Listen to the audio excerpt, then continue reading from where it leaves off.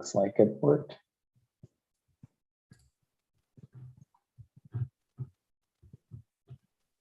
Okay, well, we are live on YouTube. So exciting stuff. Here comes Lois. We'll let Lois in.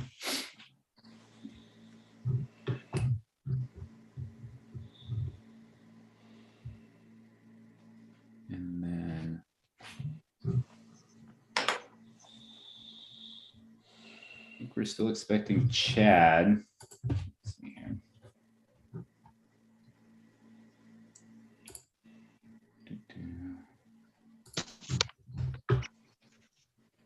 Morning, Lois. Morning, how are you? Doing pretty well. Thanks for joining us. Sure, didn't have anything else to do. That's the spirit. Your audio is a little choppy, but I think we can make it out. I'm not sure if there's anything you can do about it. Okay. Well, maybe it's my voice. Yeah, it actually sounds pretty good. And it looks like Sam has joined us. Welcome, Sam.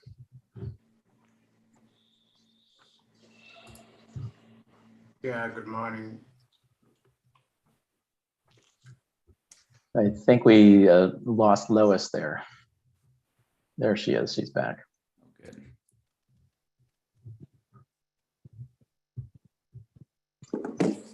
Cool. Okay, and while we're waiting for Chad, we do have a quorum of members of the commission. Okay.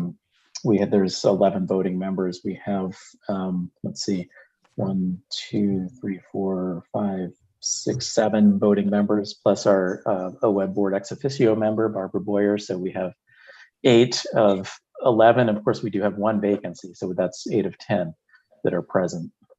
So I think we can get started. Great. Okay, so I hope all of you have seen the agenda.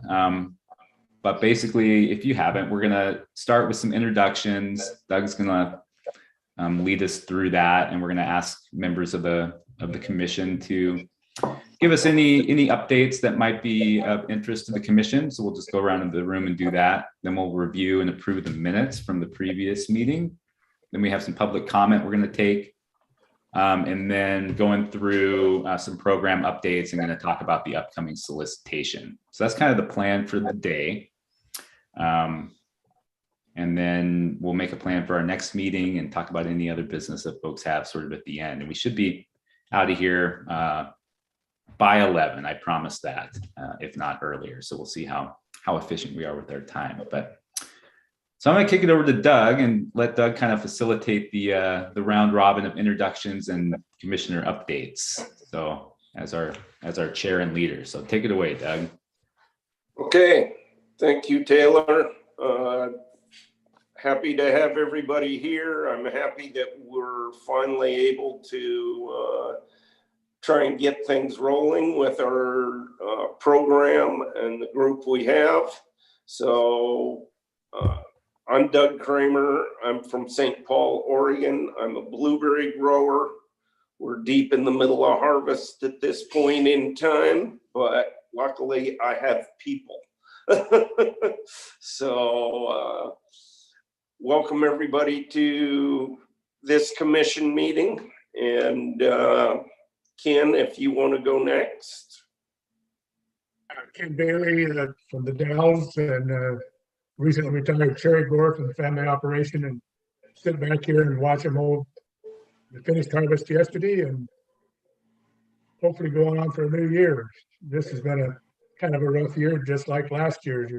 Weather, totally different types of weather, given all kinds of problems, but we got through them, still alive, live for another year, and that's the way farming goes.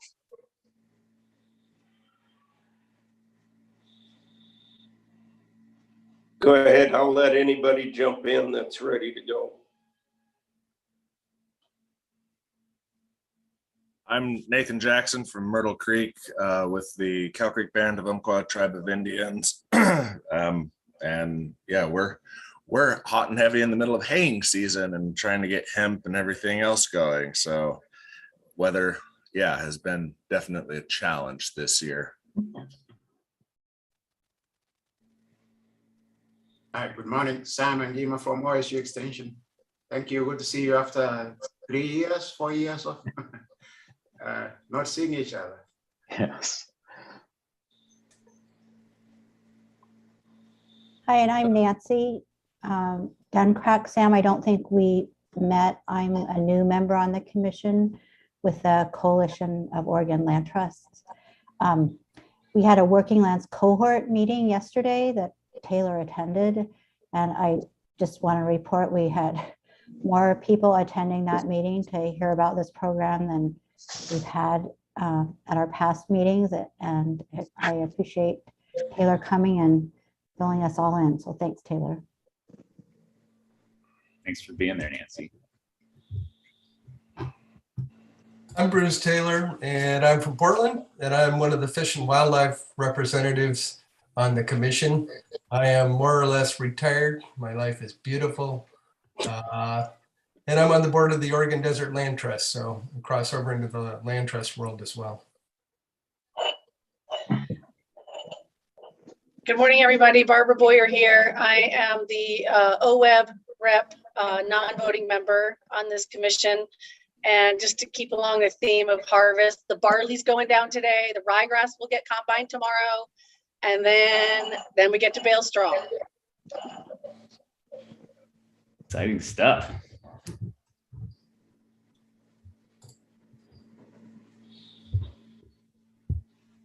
Do we have anybody else? I don't have a full list of members in front of me, so I'm. Did Lois go? Oop. Yeah, I'm going in and out for some reason. My Wi-Fi has been terrible this morning, so I'm kind of popping in and out. I'll try to communicate as well as I can. We're in the middle of harvest too. Combines running most of the time. We keep our fingers crossed. Busy keeping the deer out of the garden, and other than that, just taking care of summer as it comes along.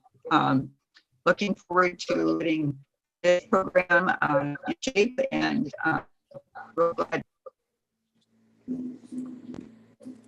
Oh man, well, we got most of Lois's introduction. Does anybody have Lois's phone number, and maybe she should just call in with the call-in number? Yeah, that's a good idea. I can send her that. So let's see here.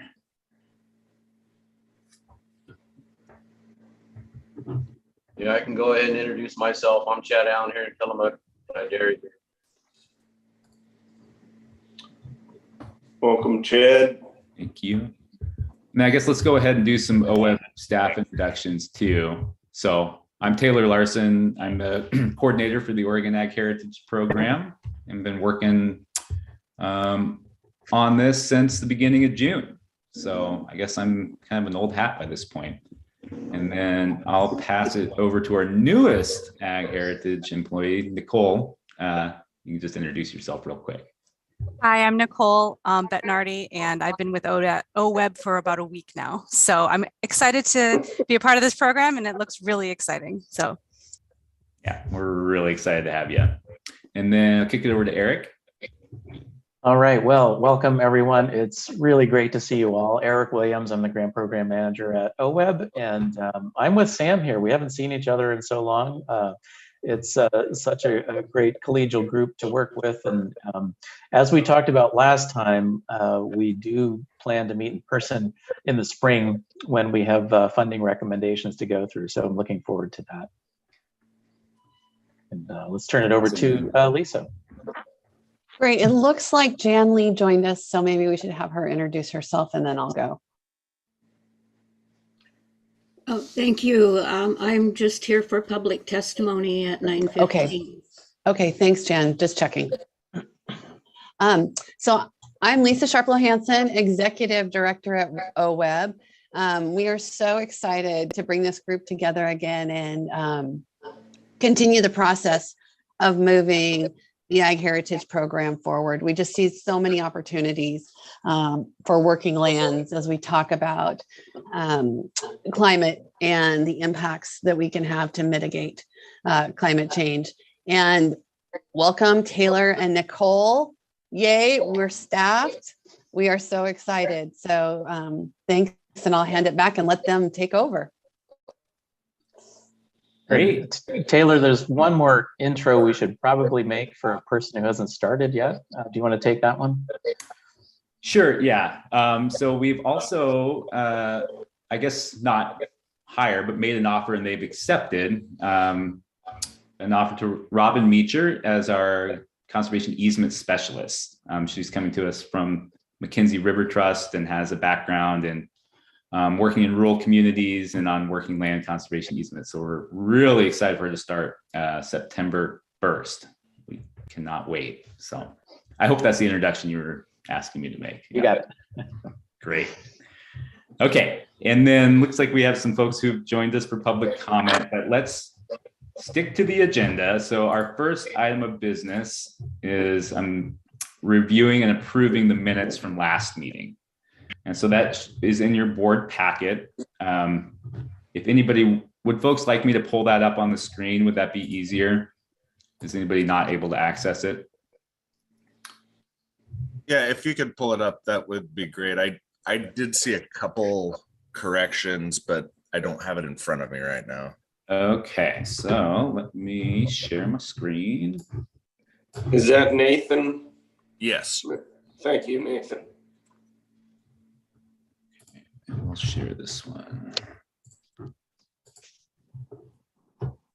Okay, now can people see the minutes here?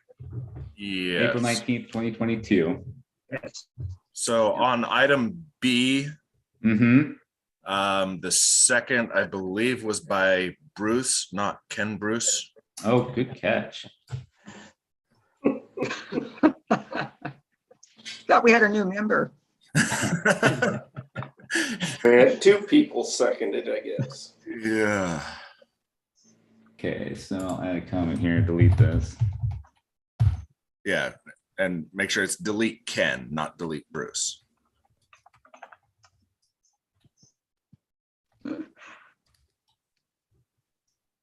Okay, capture that, make that change.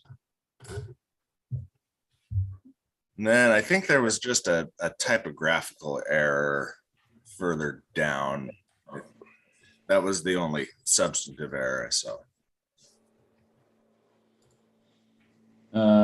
Graphical error.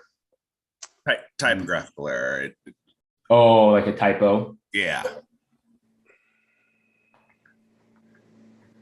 Do you remember where it was? Maybe scroll a little further.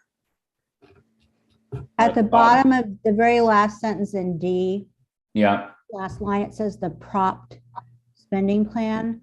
Yeah. And it should say proposed. Proposed. Is that what you were That's thinking? it. Okay. Sharp eyes. That's what happens when you deal with lawyers and insurance agents and bankers all day. Well, that's why we have you, to make sure we're crossing our Nathan, with T's and those dotting our changes, I's. Nathan, with those changes, do you want to make the motion to approve the minutes? I move to approve the minutes as amended. Thank you. Is there a second? I will second that. That's a second by Lois. Any further discussion on the April 19th, 2022 minutes? All those in favor say aye. Aye. Aye. All those opposed?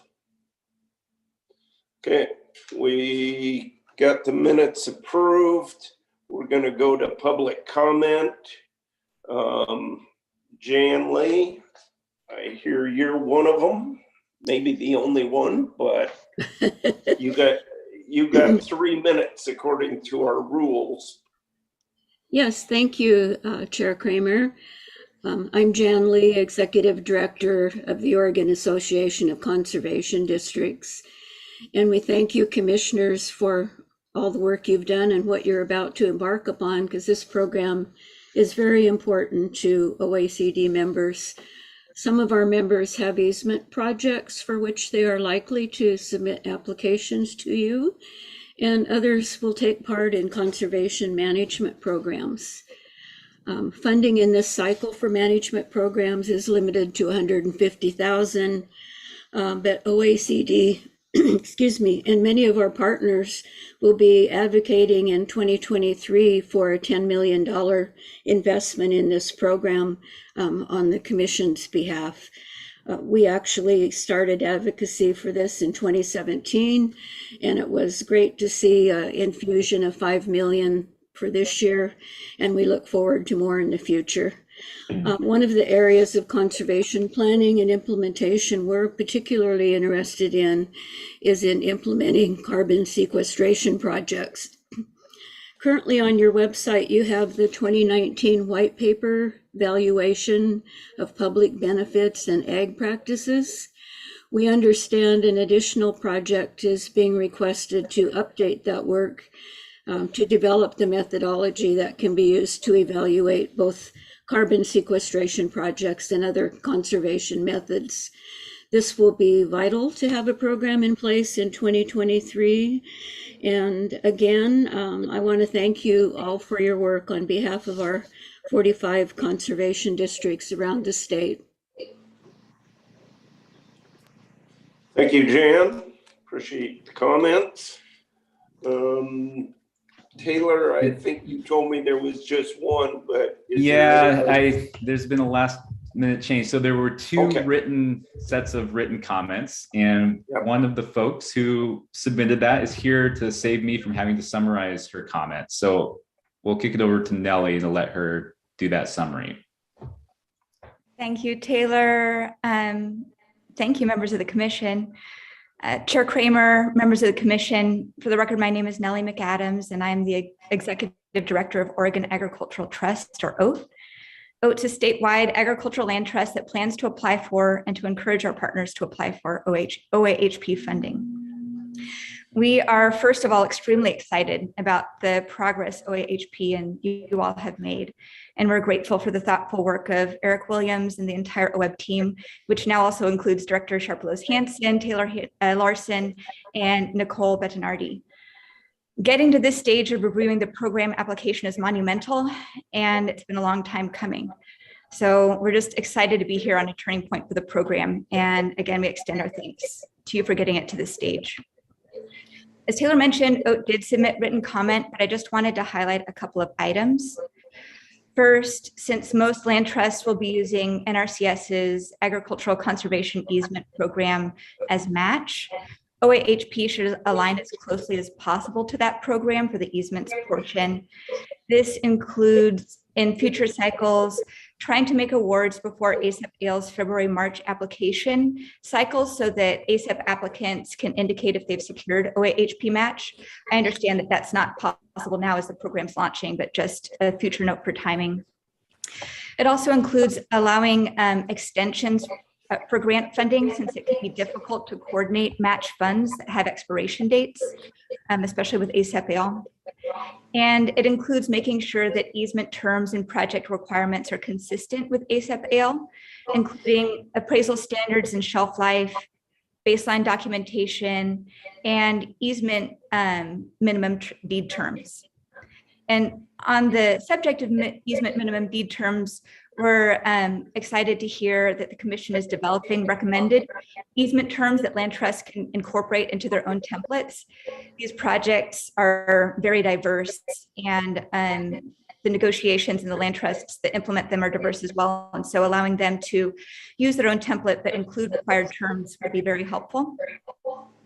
We also ask for the commission to provide the opportunity for grantee clarification or project refinement before final submission. So having this phased approach to application helps both the applicant and the commission meet their goals of funding quality projects in the end. We also ask the commission to consider how applicants can demonstrate and mitigate impacts of CMPs and easements on neighboring properties without chilling landowner participation in the program. So certainly some conservation practices will affect water and invasive species migration onto neighboring properties. But easements as a property rights transfer tool in and of itself rarely impacts the surrounding landscape except for providing security to neighboring ag operations that the landscape will remain in agriculture. And because these are private decisions, some landowners might consider whether they want to participate based on the level of and the type of outside stakeholder engagement that's required. So while this is an important piece, we just want to offer one thought in terms of providing landowners and land trusts with certainty, where the commission could put together a list of conservation practices that require communication with neighbors, just to help flag those for applicants. We also ask that the commission permit OAHP to be used in buy, protect, sell transactions, which we believe has some of the greatest opportunity for serving diverse communities of farmers and ranchers. And we encourage OAHP to ensure that proprietary or sensitive landowner information is not made publicly available to the extent possible. So that might especially appear on monitoring reports. So that's our laundry list. We're always here to help answer questions. I appreciate your time and I appreciate your service. And as Nancy said at the top, the land trust community is extremely excited about OAHP and about the work that you're doing. So thank you for the opportunity to comment. Thank you, Nellie. Appreciate the comments, and I really appreciate your efforts with the legislature in Salem, along with Jan Lays, to get funding for this group. So thank you for that also. Taylor, with that, I think we're on to your staff report, correct? Well, I did just want to highlight that we also received written comment from the Blue Mountain Land Trust. Pretty similar themes. We want to make sure we're aligning OAHP programming with NRCS's ASAP ALE. And then that consideration of balancing the need for privacy and real estate transactions with the need for community engagement to make sure there's buy-in and not, stark opposition to a particular project. And then for us to continue to explore ways to facilitate feedback mechanisms within the application cycle. So that pretty similar to what Nellie was bringing forward. We do have a few minutes here in public comment, Doug. So I wanted to just pause here and see if there was any discussion we wanted to touch on that's not directly related to the application or evaluation criteria, which we're going to deal with later in the meeting. Because I just don't want to gloss over that public comment if people have thoughts that we want to capture here. Looks like Barbara came off mute. So yes, thank you. So to Nellie's point about the privacy, the applicant's names being kept private, since an applicant's most likely going to use ASAP, the NRCS program, would that privacy can be conveyed through OAHP? I'm trying to figure that out. So I'm going to give a high level response and then I'll let staff double check on this. But the federal privacy does not necessarily cross over to state privacy. Oregon has a very public records law. And unless things are exempted specifically in the law, I generally assume they're public.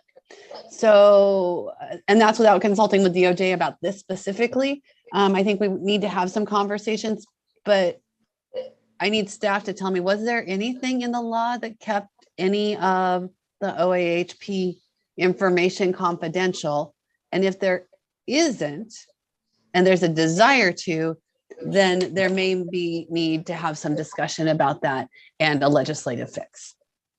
That's the high level brush. Yeah, thanks. Okay. Thanks, Lisa.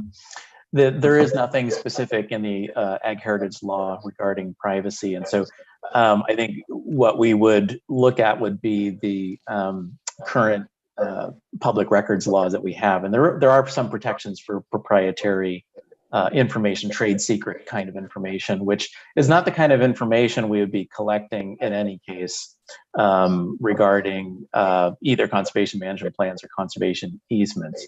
And so, you know, it's really more about, you know, the conservation management plan talks about how are you going to specifically protect the habitat areas of the property. How are you going to specifically protect the agricultural areas of the property? But it's not going to get into, you know, if you're employing some sort of technology that's proprietary, the conservation management plan doesn't really require that kind of information. And so I think Lisa's absolutely right that whatever is available through the grant application process and then production of the management plans would be public information, but there's no need from our perspective to include those kind of trade secret or proprietary types of information in those plans.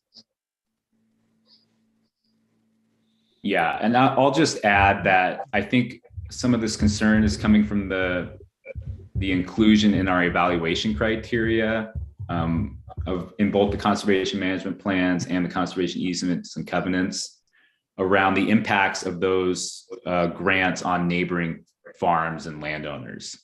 So I think the commission was probably concerned about funding projects that may end up unpopular in the community, and thus that's going to be one of the lenses that we're running our review through is the impacts on neighboring lands. And so those questions end up in the draft applications for both of those grant programs.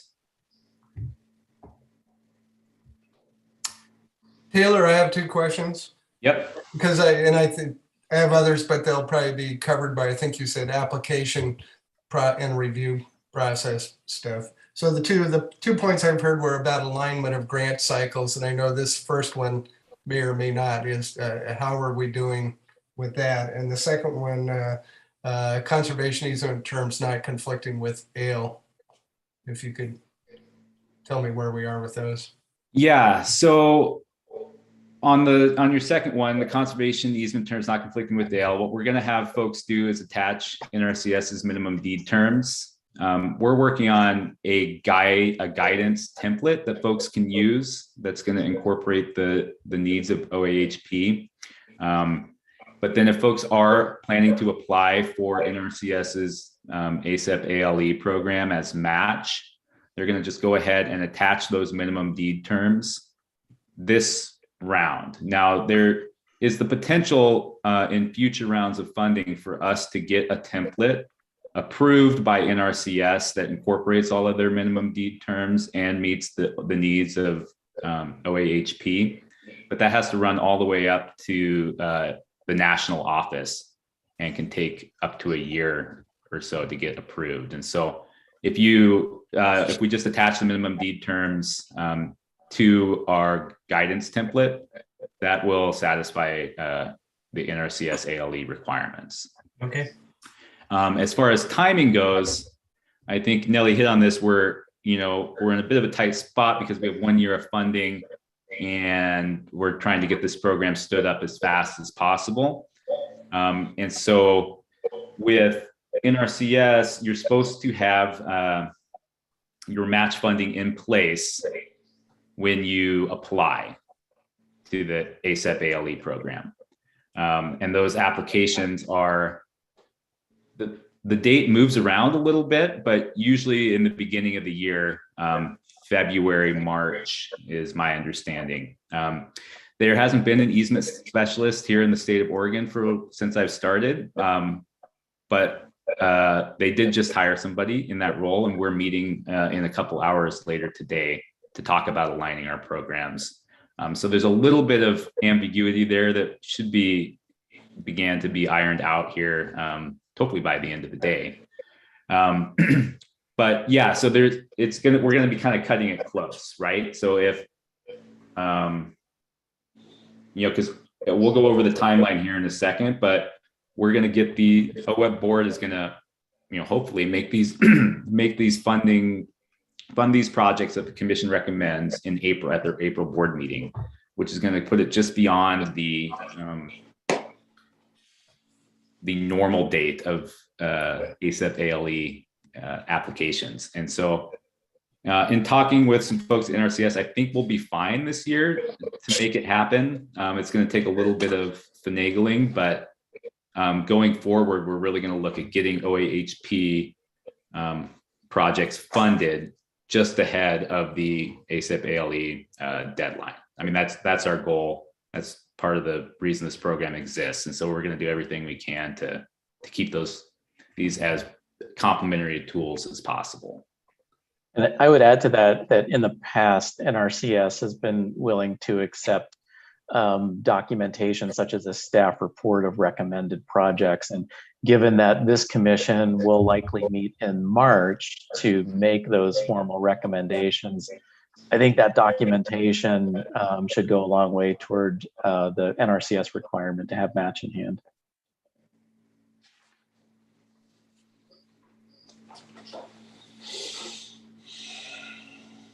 Any other last thoughts on public comment before we move into staff reports and dive into the application and review criteria?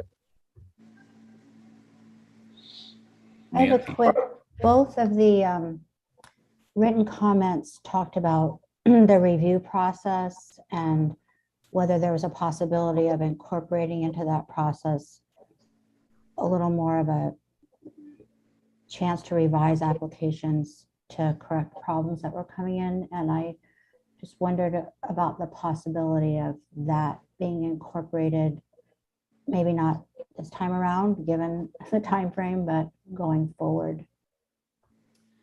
Yeah, I think that's something worth talking about here with the commission. And I guess we could do it right here, even though we're going to spend a little bit of time on process and evaluation later in the meeting. But how we're planning to do it is, it's the role of the commission to make the recommendations to the OWEB board as to what to fund. So in a lot of ways, you are the statewide review team.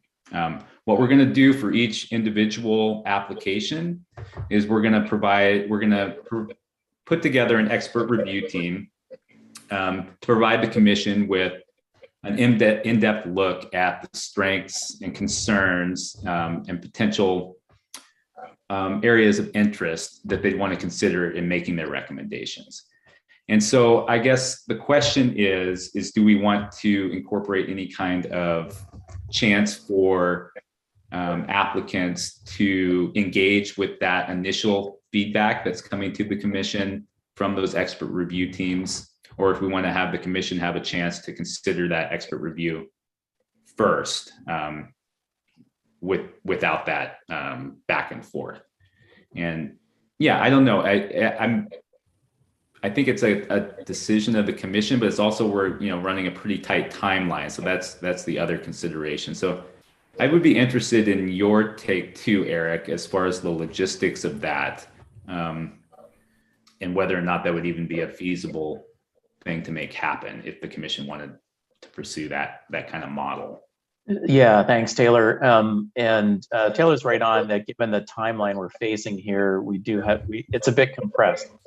One of the things that I think we would do in the future, in future cycles, is perhaps, particularly for conservation easement projects, have a required pre-application consultation where we can talk through the nature of a project and potential issues that might come up to help applicants put that information together in their application. And of course, we're available to do that for this first cycle as well, more informally, rather than as a required step. The other piece I would mention is that in OWEB's regular land acquisition program, we have heard similar feedback from the land trust community. And for the application cycle that's actually open right now, with applications due in about a month, we've built in feedback loops into that process. So once we get our due diligence review complete, there will be a chance for the applicant to respond to those comments. and add that information to the application. And same thing with the public review process. We have to have a public hearing for all easement applications. And so in that program, we've also added a feedback loop where the applicant can respond to questions that come up during that and add that additional information in the application. So those are some things we can consider in the future. What it did do, though, is it added about 6 weeks to the application review timeline, which, I think when we talked with the land trust community, that was acceptable in that program because it's an offering that happens annually. We're probably going to be on a similar pattern of annual solicitations for this program. So I think once we get some experience under our belt for this first cycle, I think that's something we'll want to talk about and see if it's worthwhile to extend the application period to build in those feedback loops and respond to any concerns that come up.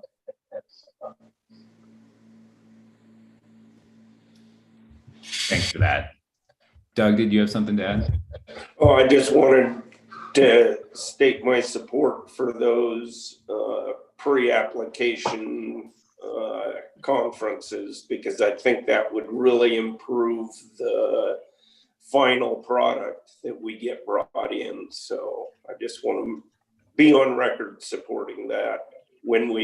I know this first round is going to be quick, so we may not be able to do it there, but.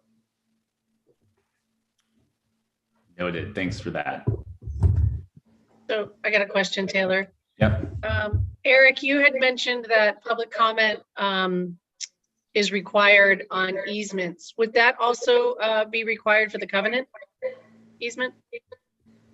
It would, because it is acquiring a property interest. Even though it's time limited, it's still acquiring a property interest. Okay, thank you. Okay, well, I'm going to move us along and jump into the staff report. So we're going to run through some quick program updates, and then we're going to dive into kind of the meat of our meeting here, which is reviewing the applications for both the conservation easements and management plans and their associated evaluation criteria.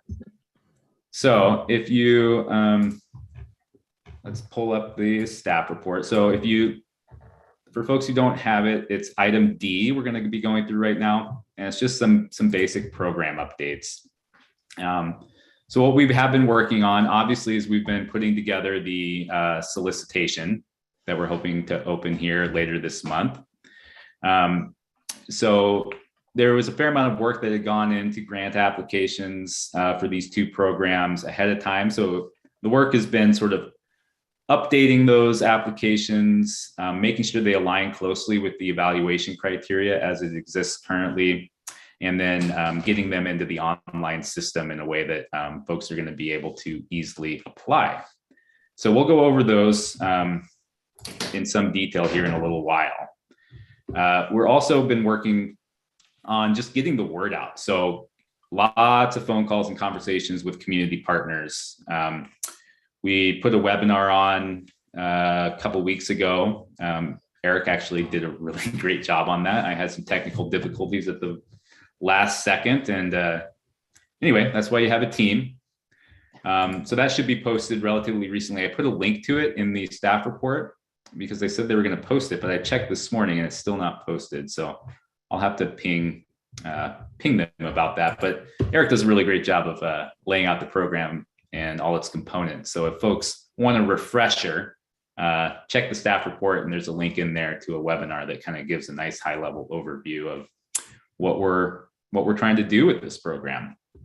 And as Nancy mentioned, been attending different partnership meetings, including this Working Lands cohort, just to talk through questions and concerns folks have about the program and make sure people who are potential applicants have a really good understanding of what's going to make a strong application. And just doing that in a space that isn't broadcasted live to the world, it allows folks to ask, I think, more sort of revealing questions and things that they're concerned about, or things that they they think they ought to know, but maybe don't know at the time. So been a lot of those types of meetings. We also attended Land Camp, which is kind of a regional retreat for folks who work in the land trust community, to kind of learn about all the other work that's going on that can be complementary to what we're trying to do here with OAHP. And then, like I said, just lots of calls to folks who are running similar programs in other states, land trust throughout our state, and just making sure that we have the word out there and a general good understanding of what we're trying to achieve in this kind of compressed timeline. We've also been busy hiring. So as Nicole mentioned, she's new as of this week. We're very happy to have her. Eric and the rest of the OWEB team hired me back in June. I was already working at OWEB, but stepped into this role. And it's quite a process to hire folks into state government. So it's not a trivial amount of work to do that. And then we're also really excited that we were able to hire an easement specialist, like I mentioned, starting September 1st. I think that's going to bring some crucial expertise to our team. And yeah, just really excited about the team that we got pulled together here. We're also have been working on commissioner recruitment. So we're going to have 2 new commissioners starting at the beginning of the year. One's going to be recommended obviously by the Board of Agriculture and one by the Fish and Wildlife Commission. So we received some really strong applications and those are now being considered. And stay tuned to hear who gets nominated. I don't know that we ever got a final understanding if the Board of Agriculture was going to make their nomination this month or at their following meeting, but should be soon. And then, yeah, been developing a strategy for reviewing these applications that we'll talk through here in a little bit, and putting together this timeline for the upcoming solicitation. So if you take a look in the staff report, you'll see that, I started in June. So June and July, we've been developing these applications, the guidance material and the evaluation criteria, making sure they all kind of talk to each other. And then here we are, August 5th, at this commission meeting where we're going to review those application templates and make sure that it aligns with the intent of the commission and that we're all on the same page as far as next steps and moving forward. And then assuming things go smoothly here, and we're planning to open the solicitation on August 15th. Then we'll have that solicitation open until the end of October 31st, which will be the application deadline for both the Conservation Management Plan applications and the Conservation Covenant and Easement application. Then we're going to go into that expert review process we were talking about a little bit. So for the Conservation Management Plans, we're working on putting together a statewide team that's going to review every management plan that comes in and provide that feedback to the commission so that they can make some informed decisions around how to prioritize funding those different applications. For the conservation covenants and easements, we're going to put together a specific review team for each individual application. And the reason being is that those are going to come in with a very specific geography, cropping type, and real estate mechanics that really need folks who understand that cropping system, that habitat, and that like general agricultural ecosystem that operation is existing in. Because we want to be providing the commission, who is going to actually be making the recommendations, with the most detailed and in-depth understanding of all of the factors and contexts that are surrounding that potential application. So we're going to hopefully complete that external expert review by February 15th, so that the commission has some time to chew on it for our, hopefully, and we'll talk about this at the end of the meeting today, March 15th commission meeting, where the commission will meet, discuss, and then hopefully make their recommendation to the OWEB board. The OWEB board meets April 25th and 26th, at which point, assuming we have given them our recommendations, they will approve those funding decisions, or I guess they have the ability to not approve them, but hopefully they do. So that's kind of the general outline for where we're headed. And before we dive into kind of the overview of this upcoming solicitation and diving into the applications specifically, I just wanted to pause here, see if there were questions, comments, things we want to touch on that aren't specific to the individual applications themselves. So, Barbara. I always have questions. Sorry. Great. That's why you're here. I jokingly say I can hear everybody's eyes roll when I come off mute. Just kidding. When we review grants at the OEB board level, we can listen in on these reviews. Would that be allowed for this commission to be able to listen into these reviews from the expert panel? Do you want me to take that, Taylor? Yeah, because I'm at least interested in your thoughts. Yeah. Yes, and when we have had board members for OEB grants attend those, it is strictly as an observer role, and we're careful, to make sure that there's no undue influence on the process. And I think it's been effective because it's helped OEB board members understand how that technical review process works, and so it can be really valuable to see that. With respect to the two grant offerings we're talking about here, one of them, the Conservation Management Plan review, might have a panel like we typically do with a regional review team with OEB grants. However, with the conservation easement applications, those reviews are kind of parceled out into different topic areas and are not handled by a team in the same way. So for example, we'll have due diligence contractors plus our attorneys at Department of Justice reviewing the due diligence aspects of the application, and they'll give us written materials that become part of our evaluation process. We will have also some experts that are more or less regional experts in both the habitat and agricultural values that are the subject of that application. And so those reviewers are going to be different for each application, and so it won't be a team process. And so we'll be collecting information for all of those review components, plus the public hearing component, and staff will be compiling that into the evaluations for the easements. And so that opportunity for a team or a panel doesn't really exist for the easement applications. Yeah, and just to add on that, I think it's important to remember that this program has a little different structure than just about any other OEB grant program, in that we have this commission right here, which in a way serves as that sort of statewide review team. So what we're hoping to do is be able to provide the commission with as much detailed information as possible. And like Eric says, we're going to be pulling that from different areas of expertise. But then the commission is going to be the one debating and ranking those projects. So there's sort of that extra layer. Yeah, my question would be on this commission, when would we have access to the applications? Do we have it when the applications come in, or do this commission need to wait until the review process has gone on? I think with a shortened time frame, it would be advantageous to the commission to be able to review applications earlier, but I don't know what the proper procedure was going to be.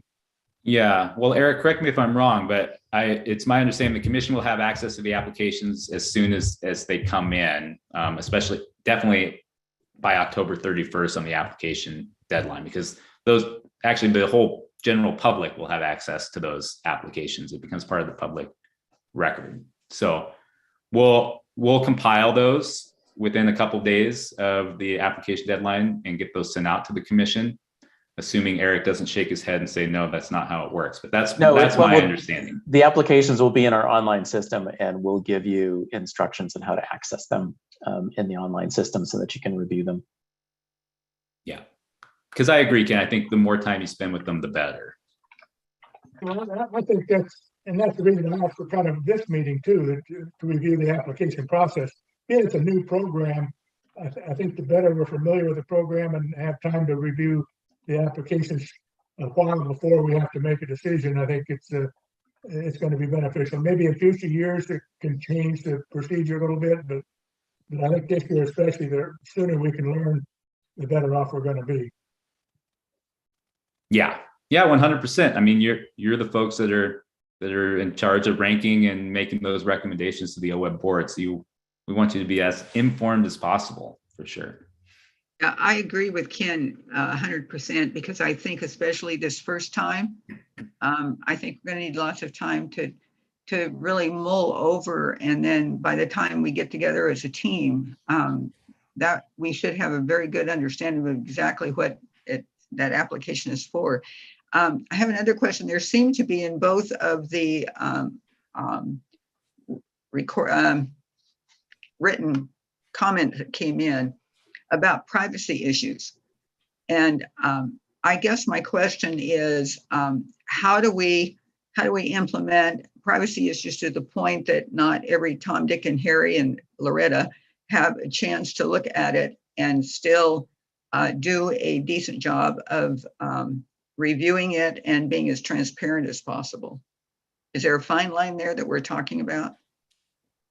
Well, I think it's going to be difficult as far as what makes it into the application, right? Because anything that goes into the application goes on through our online system, and that is you know, publicly accessible.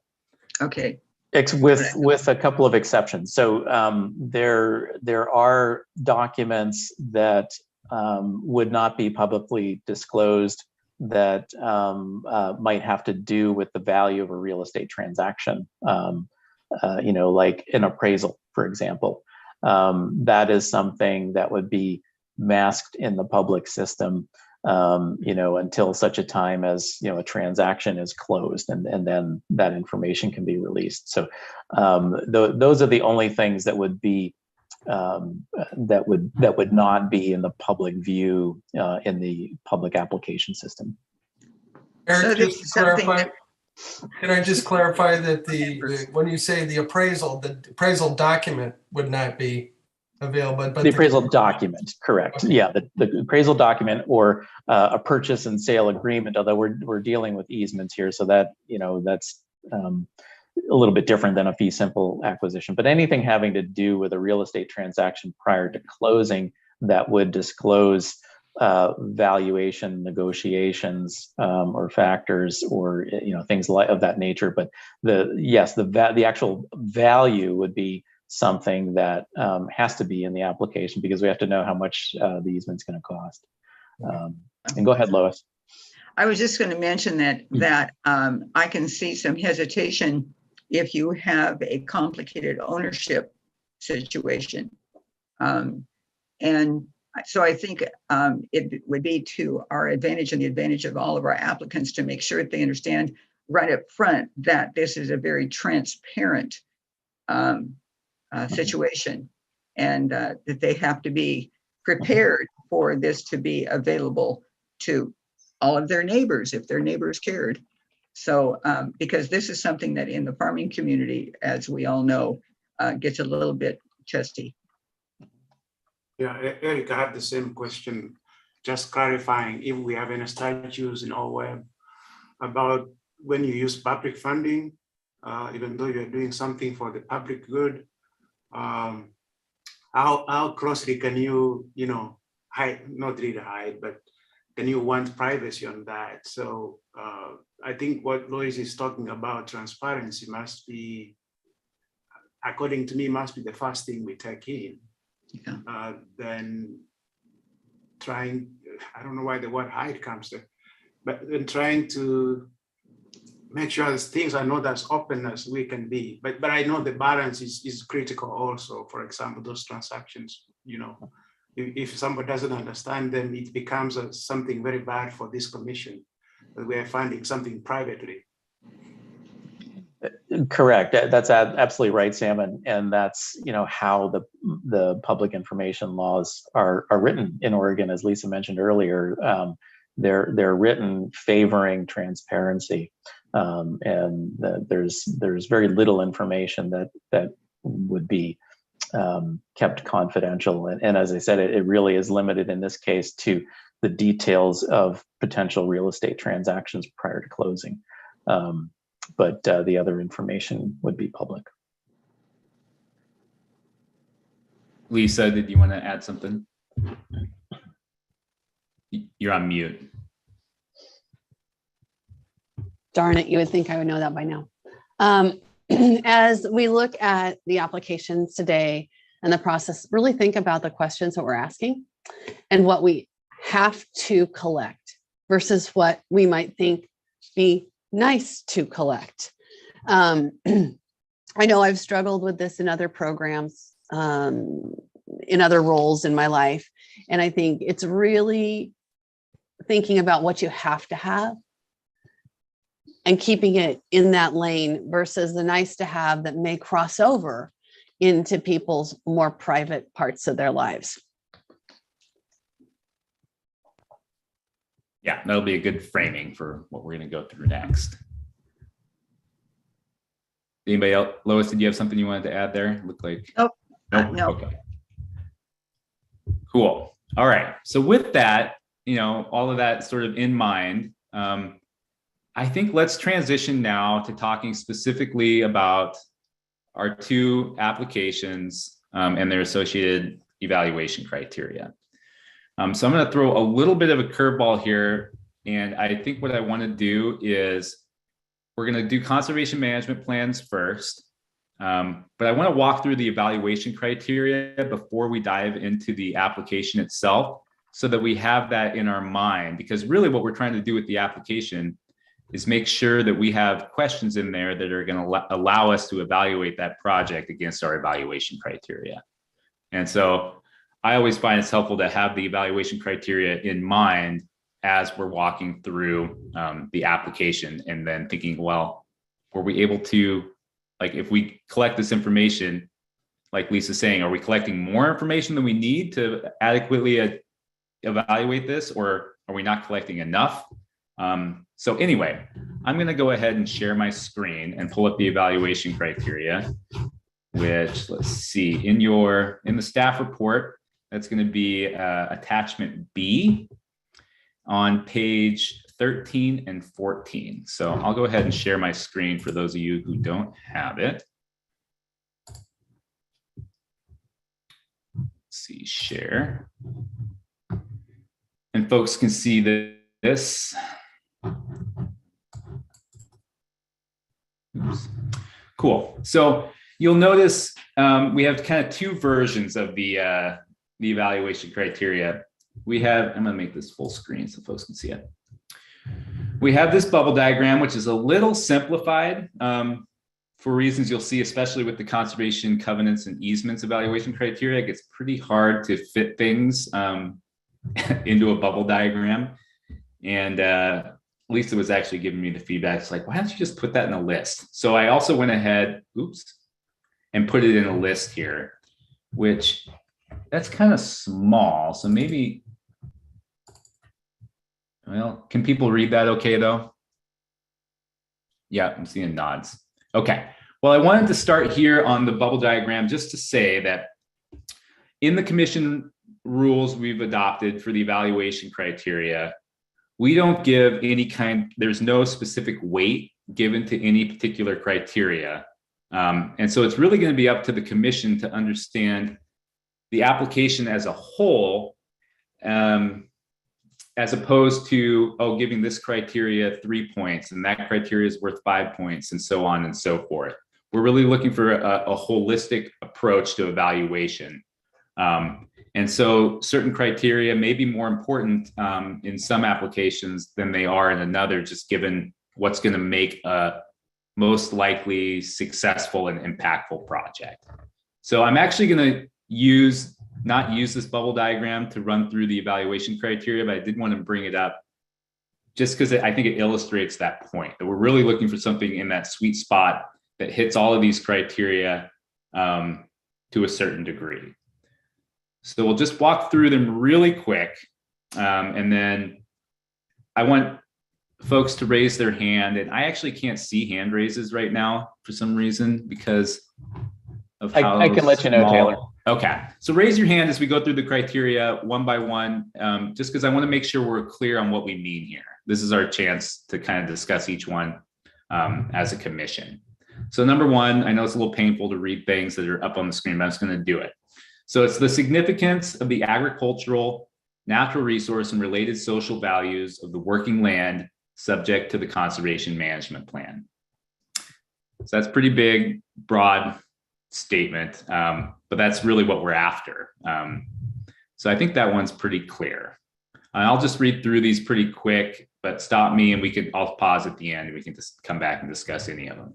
So number 2 is the extent to which implementation of the plans would protect, maintain, or enhance farming or ranching on working lands, including how implementation of the plans would A, maintain or improve the economic viability of the operations, and B, reduce the potential for future conversion or fragmentation of the property and surrounding working land. 3, the extent to which the implementation of the plan would protect, maintain, or enhance significant fish or wildlife habitat, water quality, or other natural resource values by A, protecting, maintaining, or improving the land, including soil, water, plants, animals, energy, and human needs considerations. B, supporting the implementation of the Oregon Conservation Strategy, Oregon's Agricultural Water Quality Management Program, or other local, regional, state, federal, or tribal priorities or plans that support fish or wildlife habitat, water quality, or other natural resource values. So there we just want to make sure that this conservation management plan is aligning with other strategies that are out there. C, protecting, maintaining, or improving the quality and connectivity of wildlife habitat on and around the working land subject to the plan. D, protecting, maintaining, or improving water quality or quantity. And E, sustaining ecological values as evidenced by the conservation management plan or inherent site conditions. Criteria 4 is the extent to which implementation of the plans would protect, maintain, or enhance significant agricultural outcomes, benefits, or other investment gains, including the regional significance of the agricultural operation or its suitability based on soil, slope, location, or other relevant factors. Criteria 5 is the capacity and competence of the prospective conservation management plan holder to enter into, and if implementation funding is awarded, monitor and carry out implementation of the conservation management plan, including A, the financial capability to manage the plan over time, B, the demonstrated relevant commitment, expertise, and track record to successfully develop, implement, carry out, and monitor the plans, and C, the strength of the conservation management plan holder as measured by effective governance. Then 6, it's the extent to which the benefit to the state may be maximized based on A, the ability to leverage grant monies from other sources, B, the duration and extent of the conservation management plan with a preference for longer term agreements if the implementation funding is awarded, and C, the potential for setting an example that will encourage additional working land projects. Criteria 7 is what I just received a few public comments regarding the impacts of the plan implementation on owners or operators of neighboring lands, including A, a plan for communicating with neighboring owners and operators once a conservation management plan is ready to be implemented about how to mitigate potential impacts, and B, a maintenance plan for infrastructure that may impact neighboring lands if not maintained over time. And then criteria 8 is the level of threat of conversion or fragmentation of the working land. So I just wanted to pause here real quick and see if there is anything we want to clarify before we dive into the application as to what we mean by these criteria and what was the intent of the commission when developing this criteria. And I see our director, Lisa, has some thoughts. So Lisa, what are your thoughts here? Can you go back to the first page, please? Sure. So I just have a question. In number 2, we talk about the value kind of the working land in that working land space, right? Farming, ranching, et cetera. And then in number 3, we talk about ecological. We have programs right now in OWEB that really focus on ecological, but we don't have anything that focuses on the working lands piece. It seems like there might be some more criteria we want to think about, in terms of benefiting the working lands and agriculture in this. It just strikes me, it's interesting, we only have 2 on the ag side and what, 5 on the ecological side.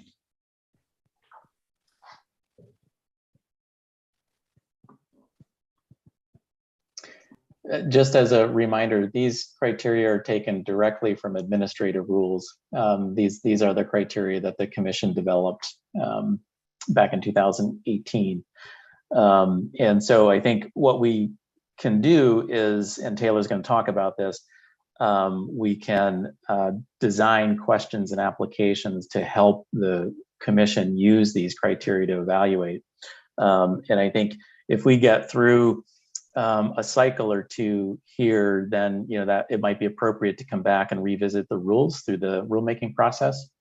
If it's felt that these criteria or maybe need a little bit more polishing to fully implement the purpose of the rules. Eric, that background's helpful for me. Thank you. Mm-hmm. Yeah, and this, Lisa, is specifically for the conservation management plan, which I do think is the component of the program that's most focused on the ecological piece of the goals of the Ag Heritage program. So you may see that coming through in the evaluation criteria. I think also with this, we were trying to keep the ag operation questions as broadly applicable as possible. And so there's just with the variety of operations, there's just not a lot of questions you can ask that apply to all of them. And I agree. And I think if we look at number 4 there, that's very expansive. In other words, that covers a tremendous amount of ground as far as the actual working land's viability, et cetera, are concerned. So even though it's only 1 point, it's a big point because it expands that's what we need to look at as far as the farming is concerned. And Ken, you had a hand up. Ken, go ahead. Yeah, I noticed that there's a couple of items in the number 3 for wildlife habitat and such that actually could very well be under the same as agriculture too, protecting, maintaining, improving land, soil and water. Yeah. And then there's a water quality line down there, D under 3, protecting, maintaining, improving water quality. I think those are both joint that benefit everybody. So I don't know how much we're missing, but it's a good point. I mean, we need to look, and if we do find something, as Eric pointed out, maybe we want to, as we go through the process, I think we can make it fit almost anything that would come up, but if we find something we want to point out more later, that could be done at a later time. Thank you for the conversation about it. It helps me for background as well. And as I think about it, speaking to this in the future. And Sam has a hand up. Go ahead, Sam. Yeah, I mean, looking back the 4 years when we developed this, I think the criteria are very good, but I'm thinking the diversity of applications we'll get and the diversity of this group, it might be good to assign some weights. And I will propose assigning equal weights initially, because if we don't do that, then we are like emphasizing one over the other. And if an application comes in that is actually very good, but emphasizing 0.3, then criteria 4, that will be complex. It's not for now, but I'm just commenting that when we do reviews, when there's no weight, it tends to see who talks most, and that's what people agree with. So just a thought.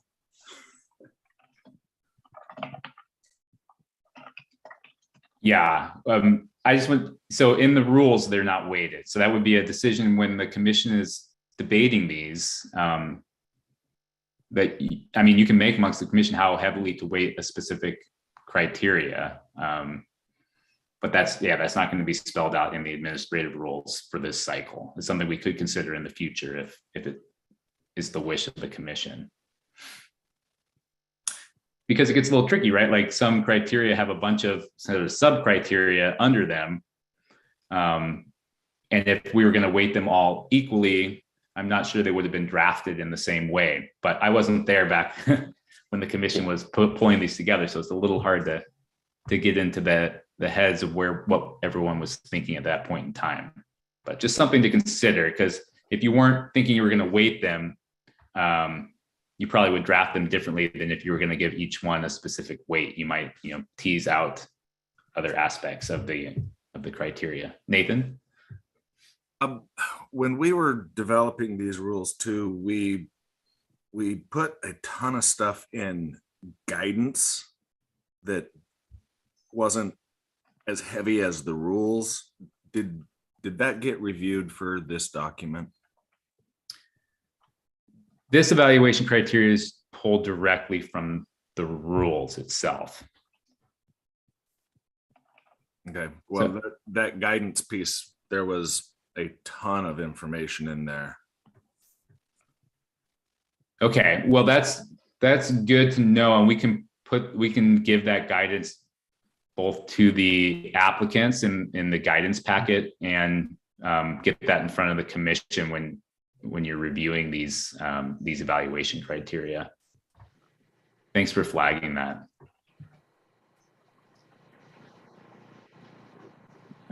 All right. Any other thoughts before we kind of dive into the application itself? Cool. All right. So I'm going to stop my share real quick so I can pull that up. And here, go here, and we're going to go into the management plans. Okay. So I'm going to share again. Let's see. And what you have in front of you is what we call a template. So it's, and I'm going to walk you through the actual online application form. So it's going to look a little different. And the reason I'm doing this is because the templates always end up a little wonky as far as formatting, and it prints out all the questions, whether that are like yes, like a lot of times there'll be a chance to click yes or no, and then it'll show you a different set of questions. But on the template, it just shows you everything as like a running list. And so it gets a little hard to track. And so I thought it'd be nice that you have the template, but this is what the applicant's actually going to see. And it shows you a little bit better how this, how it's organized. We are going to have to make a couple of tweaks to the formatting here, but all the questions should remain the same. And so what I wanted to do is just kind of run through it again, like the evaluation criteria. Raise your hand. I did figure out how to see all of you, so I should be able to stop if there's, because I want to make sure we're clear on each individual question. And then obviously at the end of running through the application, we can discuss it in general. But if there's something that you feel like we want to touch on a specific question, let's just stop right then and there. And we'll try not to rush through this because we do still have some time. So the first part, I'm just going to run through pretty quick, is the administrative information. This is pretty standard for all OWEB grant applications. You'll see we just ask for the contact's name, the location of the properties that are going to be subject to the management plans. We get an abstract that kind of summarizes the project. We get that location information. It's obviously you're probably usually going to select private land. And then we want to know whether or not there's going to be needed permits, which for conservation management plans, likely not. But depending on what's in the plan, especially if it were in implementation funding, we would potentially need that. And then this is, standard OWEB language for, we get a racial and ethnic impact statement. We get insurance information. Again, unless, depending on if it's an implementation CMP, that may or may not be relevant.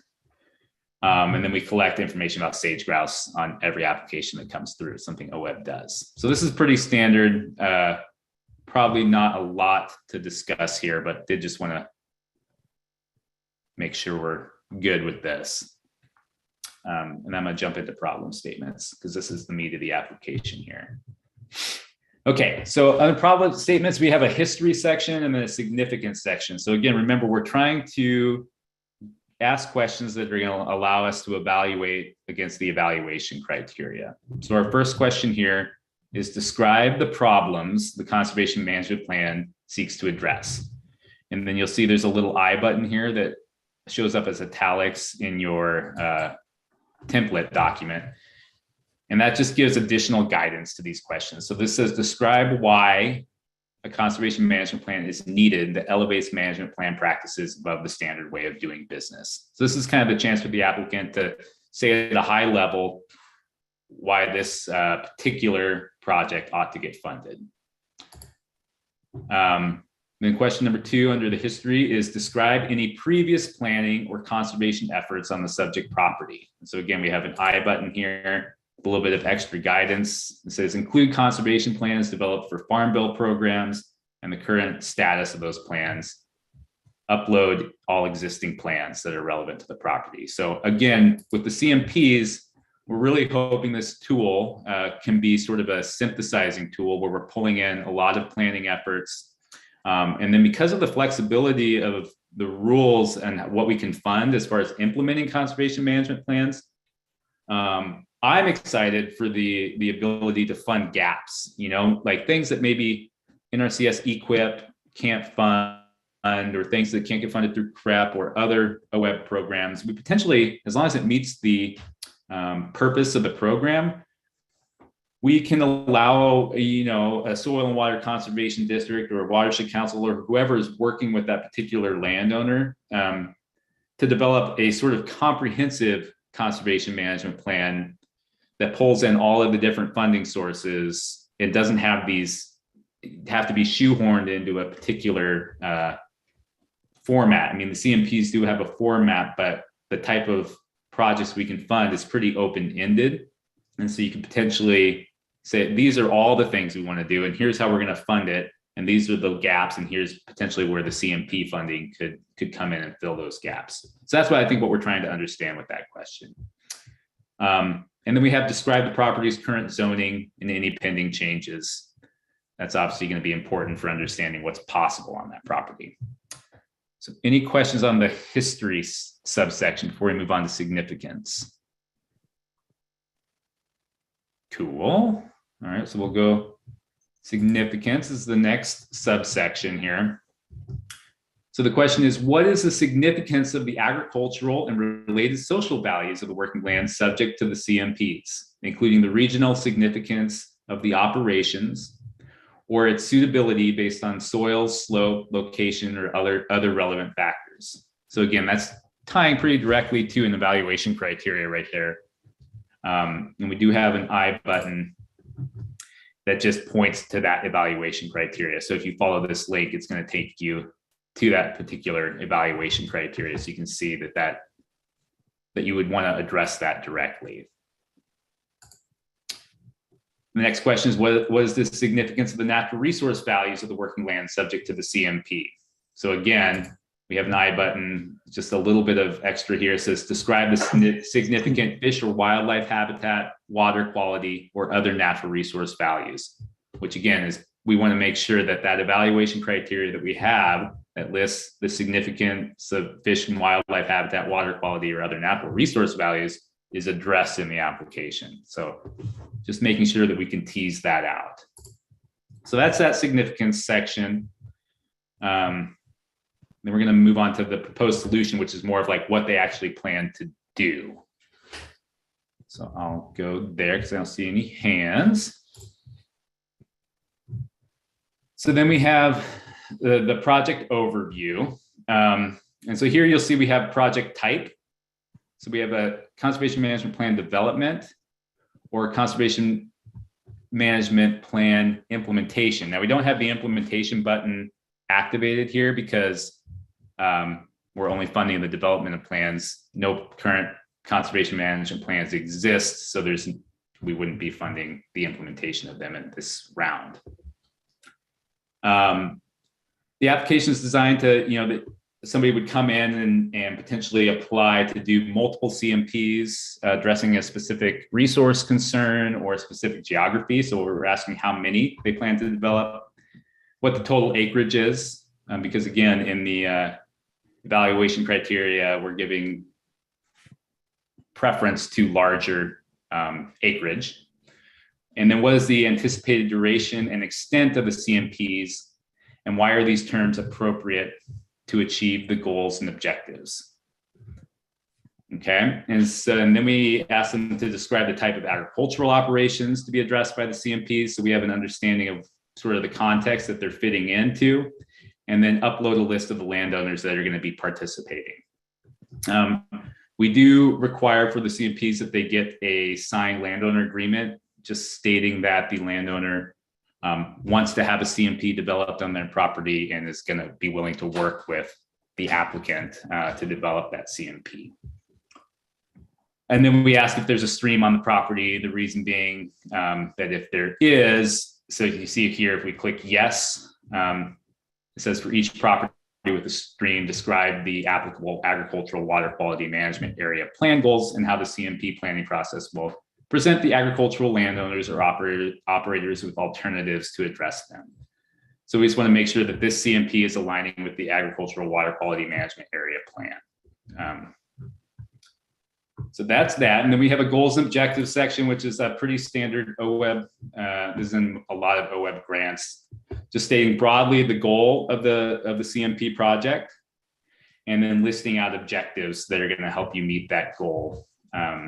Just so we kind of have a sort of overview of the steps. So you can see here's objective 1. You can add additional objectives just by clicking here, and so on and so forth. This ends up in a table.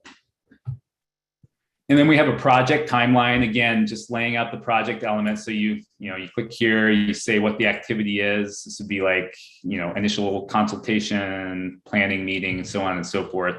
Start date, end date, and then again, we end up with a table that sort of outlines it. So we have an understanding of what is going to happen when. And then a wrap-up section. Describe how the CMPs will maintain or improve the economic viability of the operation. What is the level of threat of conversion or fragmentation of the working land subject to the CMP? And then describe how the implementation of the CMP will reduce the potential for future conversion or fragmentation of the property and the surrounding working land. I'm going to pause.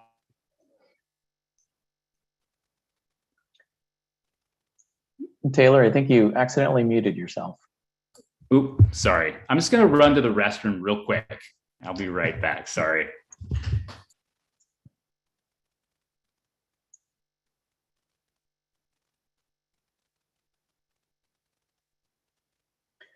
I think this is the first time the commission has had a view of the online application system. I hope this is really helpful for you to see basically what the applicants are going to be looking at. The template document that you have in the staff report is designed so that oftentimes we have applicants that are working with partners to put an application together, so they can share that template around with each other to get content filled in, and then when it's ready, they can enter the content into this online application system.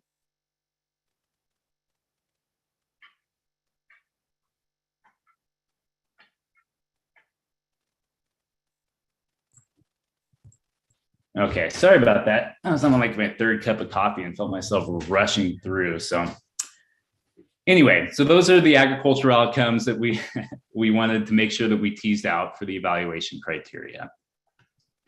Then we have the Nafa resource outcomes. You'll see we have 4 questions here. So it's describe how implementing the CMPs will support the implementation of the Oregon Conservation Strategy, Oregon's agricultural water quality program, or other state, federal, or tribal priorities or plans that support fish and wildlife habitat, water quality, or other natural resource values. So again, that's pulling directly from the evaluation criteria. And so we just have this I button that's making sure that folks cite those specific plans in the answer so that we can be referring to those.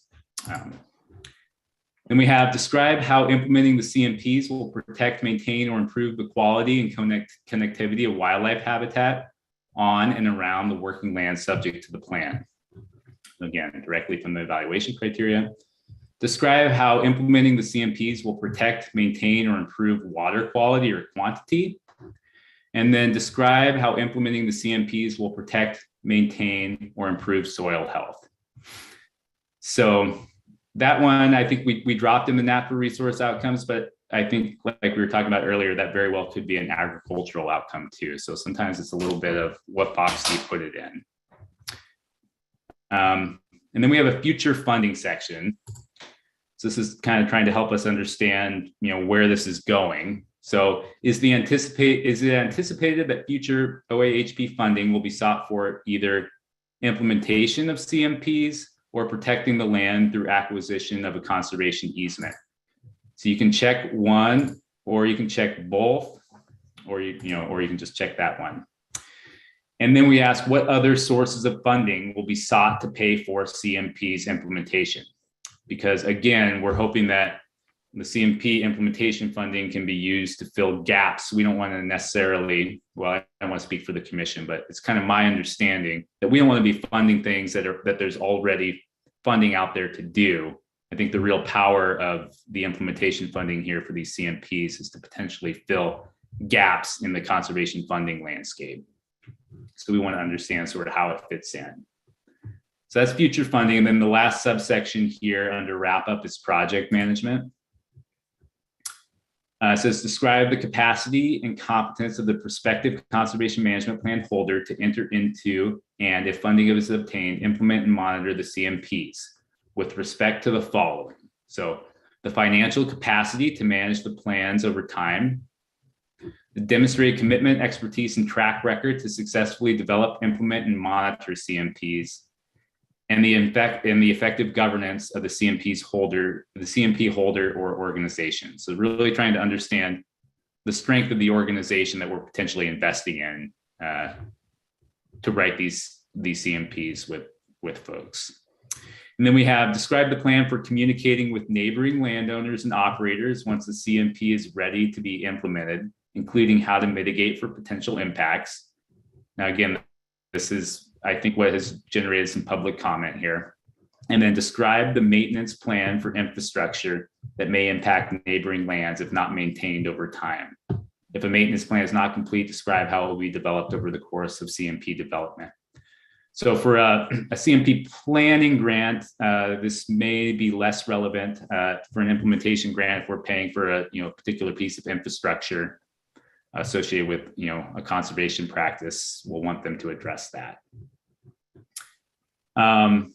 So then finally, we just move into the budget section, and people build their budget here. It's a standard OWEB budget, categories and form. Pretty straightforward: salaries and benefits, contracted services, travel and training, material, supplies, equipment. And we have some guidance that goes along with how to fill out the budget form. Indirect costs, and then your budget total. Then we have some questions about how they develop that budget. So it says, provide context and justification for how your budget was developed, explain how project costs and or rates were determined. So it gives them a chance to give a narrative for that budget. And then we ask if the budget identifies a contingency amount. And then we have some match questions about match. So we just ask folks to list their match, how much it is, and where it's coming from. And then we want to know if any of those match sources have restrictions on how the funds can be spent. So just understanding how our funds are going to fit in with those other funds. And this is a standard OWEB question that's sort of just in the budget match form. It's not super applicable to us, but because our dollars are general fund, but do you need state OWEB dollars, not federal, to match the requirements of any federal funding you'll be using to complete this project? So this may become an issue if the Ag Heritage Fund starts receiving funding from federal sources. We are set up to potentially be able to do that. Currently, it's all general fund, state funds. And so it could be matched with federal funds, no problem. But if folks want to be using this as match for some sort of USDA conservation program, and we have federal funds sitting in the Ag Heritage Fund, we're going to have to be careful about which dollars go where, because not every dollar is the same. can't match federal dollars with federal dollars, state dollars with state dollars, so on and so forth. And then just does the non-OEB cash funding include Pacific Coast Salmon Recovery Funds? That's from OEB because we can't match PCSRF funds with PCSRF funds, but we don't have PCSRF funds. So maybe we could take this out. I can, now that I'm thinking about it and saying it out loud, we can look into that. And then it's just an upload section. And you'll see this is a chance where if there are, those plans we asked for, if the CMP already exists, this is where they'd upload that. They'd upload the map and they'd upload the landowner agreements here. And you can just choose what type of thing you're uploading, and then it gets uploaded.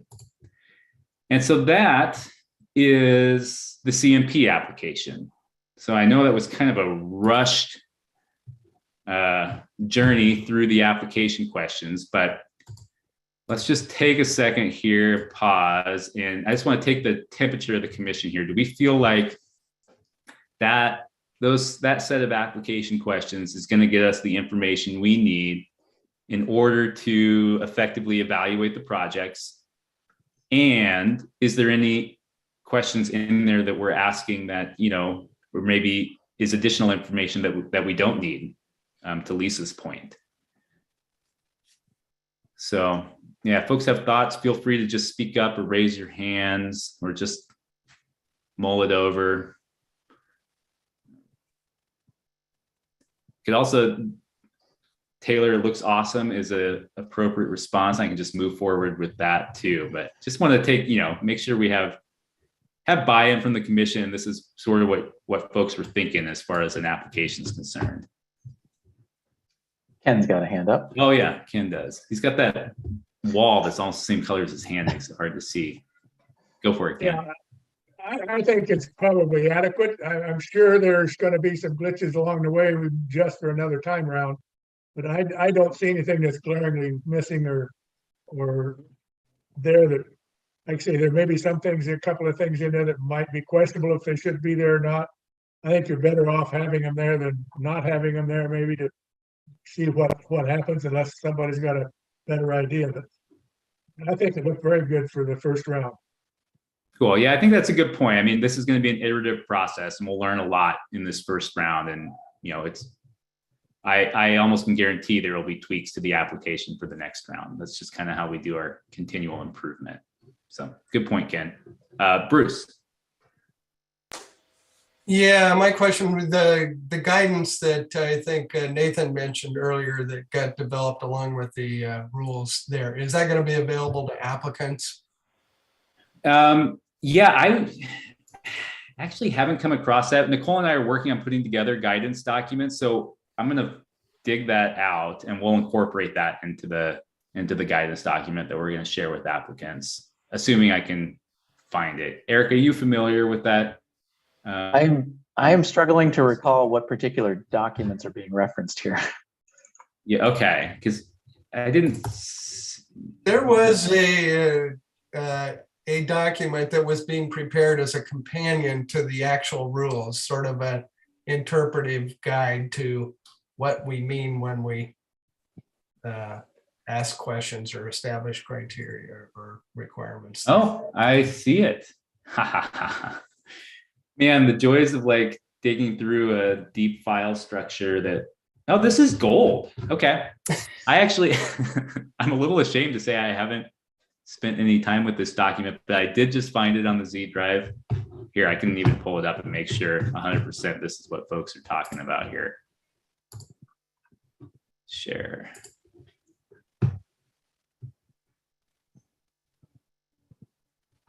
This here.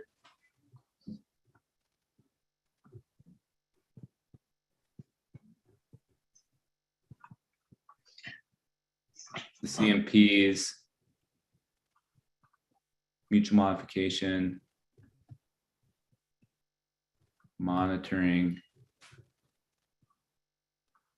ranking criteria. Yeah, I think you've got it, Taylor. I think this is the one. Okay. You found it about the same time he did. Okay. Yes. Well, thank you for calling my attention to this, because I'm glad the commission did this work. This is going to be super helpful. Thank you. You know, it looks to me just at that maybe it's not ready for prime time. I mean, it needs a little bit more work, but I think it was intended to capture, you know, the thought process behind what's in the rules. Yeah, you're right, Bruce. And I think what we can do is comb through here, and for the pieces that would really be helpful to the applicants, pop that into. Taylor was showing you the I buttons in the online form. And so there may be some things in this document that we can just port directly into that I button guidance. So the applicants will have it right in front of them as they're trying to answer the questions in the application. Yeah, great. Okay, sweet. Nancy?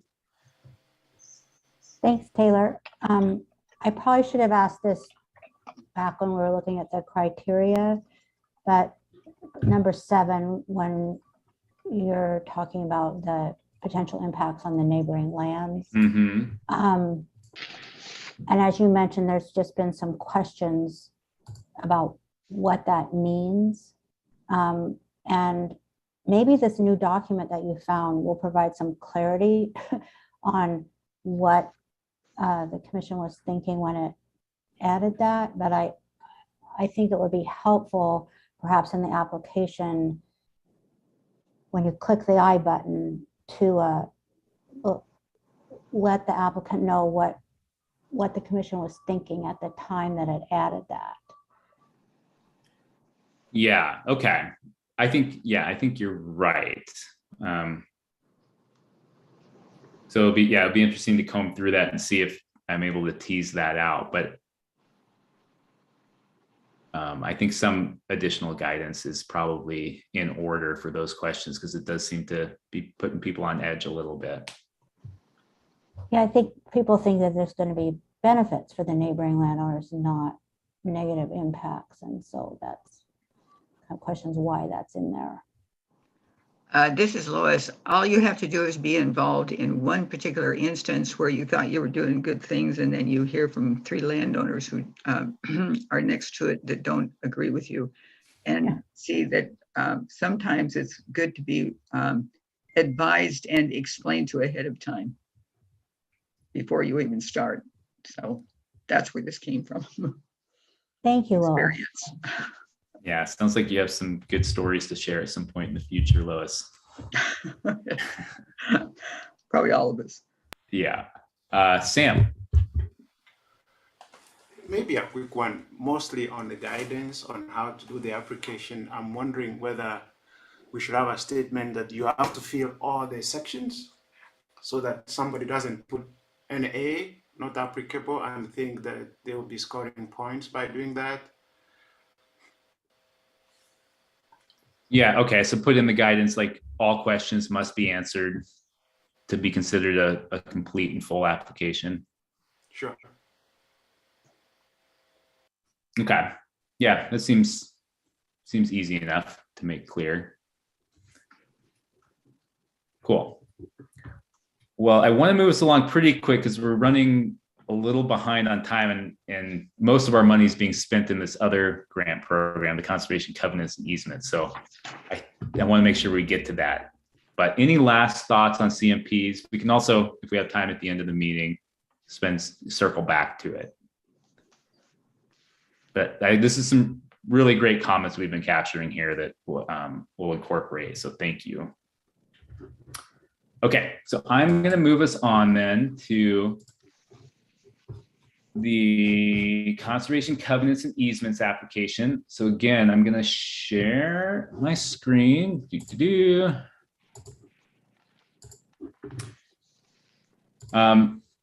Okay, so you can see again, here's the evaluation criteria. Pretty busy. Hard to fit everything on a bubble diagram. But again, we're looking for the sweet spot, not necessarily each particular criteria weighted evenly or whatnot. That's, like Sam was mentioning, something the commission can decide how to weight those. And in future cycles, we could assign weights, but that's not currently how the rules are written. And so we're looking at kind of the whole picture. Because we're running up against time, I don't think I'm going to read you all of the criteria. I'm just going to read the bold parts.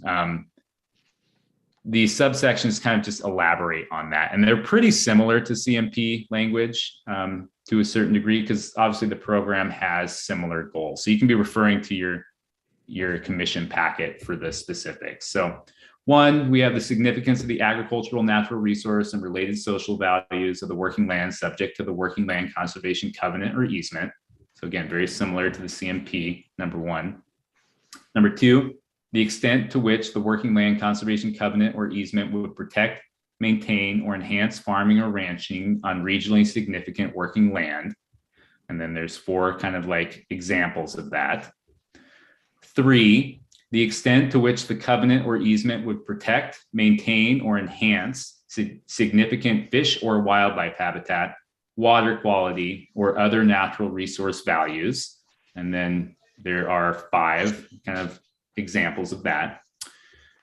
Criteria 4 is the extent to which the covenant or easement would protect, maintain, or enhance significant agricultural outcomes, benefits, or other agricultural or conservation values important to the region. And then there's several examples of that.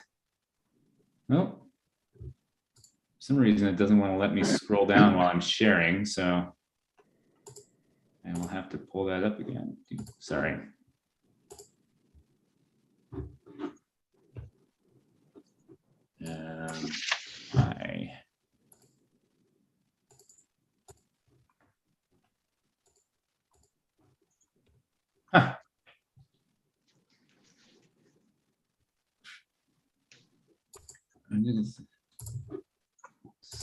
Sorry, it crashed on me, but here, I'll just pull it up again here.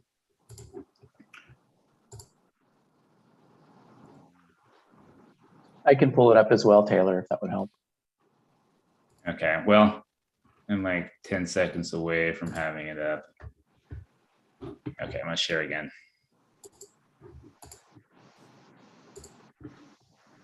Okay, sorry about that. So here we are. Criteria 5 is the capacity and competence of the applicant and the proposed easement or covenant holder to purchase, accept, implement, hold, monitor, steward, and enforce a working land conservation covenant or easement. So again, that's looking at the land trust specifically that is putting in the application and the strength of that organization. And then number 6 is the extent to which the benefit to the state from the investment may be maximized. And then there's a bunch of criteria that sort of spell that out. And then number 7, again, something to consider here is the impacts of the covenant or easement or the associated conservation management plan on owners or operators of neighboring lands, and the extent to which there is a plan of engagement with neighboring landowners about how to mitigate any impacts resulting from the covenant or easement, if necessary. So that, is kind of a key point right there. Number 8 is the level of threat of conversion or fragmentation of the working land. And then number 9 is the soundness of the legal and financial terms of the proposed real estate transaction. So that's the evaluation criteria. I want to pause there real quick, see if there's any clarifying questions as I go ahead and pull up the application to talk through. Oops. Looks like folks think it's pretty clear. I do have one question, Taylor. Yeah. Talking about the threat of conversion or fragmentation of the working land. Yep. Do we have some guidance as to how that's going to be determined? Are we using what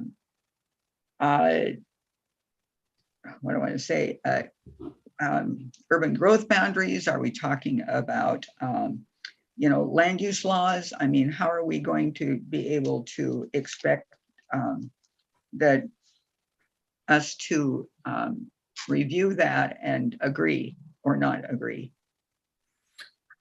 Yeah, I think that's going to be a bit of a nuanced discussion. I mean, I think we're going to try and through that expert review process, get some insights into that question. I mean, that's what we're going to be asking our expert review panel to do, is like give the commission an understanding of each individual evaluation criteria as it relates to that particular application. And so we're going to be looking into, land use, how it's zoned, what sort of the growth looks like in that area. But it is sort of going to be up to the commission to sort of make a determination as to given that information, how does the level of threat compare? And that's going to be hard. I mean, it's not like an enviable place to be comparing, a farm on the urban fringe of Salem with, something out in southeastern Oregon. I mean, it's a little bit apples to oranges. And that's just the nature of a statewide program to a certain degree. But we'll try and provide the commission with as much context as possible to make that determination. Okay, thanks. And it looks like Nathan might have something to add on that front. Yeah, I think, Lois, when we were developing that criteria, we decided to leave it that open because it could be something as simple as, I have an offer from a developer to buy this piece of ground, and I'd really like to not turn it into 5-acre ranchettes. Or it could be, there's zoning issues and whatnot, and requires a little more inference. But I think that's why, if I'm remembering correctly from 100 years ago, that's why we left it that open. Well, and I think you're right, because if we look at each one of these in its own way, it's going to vary widely as to how we can make that determination. And again, depending upon geographical location, all of that. So I guess we'll use whatever criteria is handy and that we can believe in to go ahead and finish that. Yeah, and I think, Taylor, once you dig into those guidance pieces, it will give a lot more context to a lot of the stuff that we're saying here. Yeah, it kind of feels like Christmas a little bit. I'm so excited that document exists. Cool. Okay, so I'm going to dive into the application, and we'll run through it real quick and hopefully leave us some time to discuss. Again, though, raise your hand and stop me if there's a particular question we want to dive into. And I'll go ahead and share my screen. So we're shared here. I'm going to skip the administrative information. It's the same as the CMPs, and just move right into the problem statement.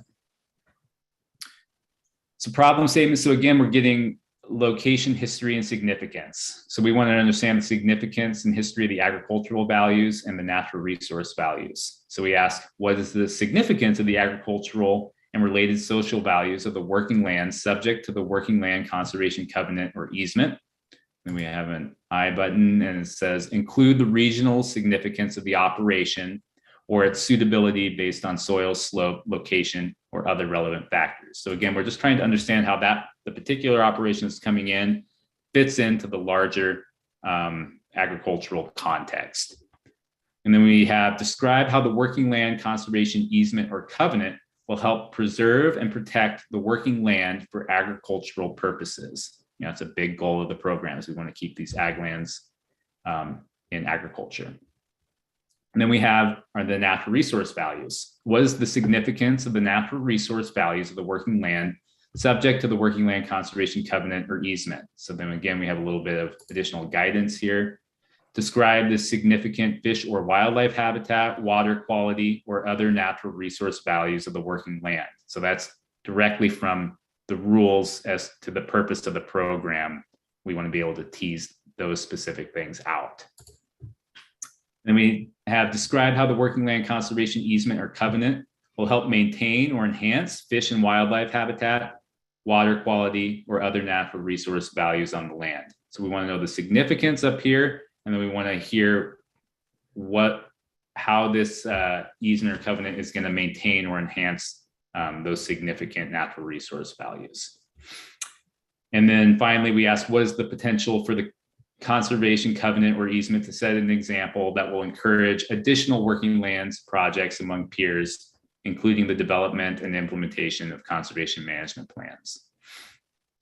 So that is the location, history, and significance. And then we move into the properties themselves. And here we're just getting basic property information about the property subject to the potential easement or covenant. So we get the name, property name, tax lot number. We ask them to upload a property map, owner information. We upload a landowner acknowledgement form so that we are confident that the owner is aware that this application is going in. We get the acreage of land that's being applied to put the covenant or easement on. And then we have a series of questions here related specifically to the property. So describe the property's improvements, describe the property's current zoning and any pending changes, describe the property's current and historic uses, if known, describe the property's current condition. And again, we have an I button here. It says include the condition relative to current viability as an agricultural operation, as well as habitat condition as compared to reference conditions for the habitat type, because we want to be making sure that we're investing in properties that are potentially viable for an agricultural operation. That's the goal of the program here.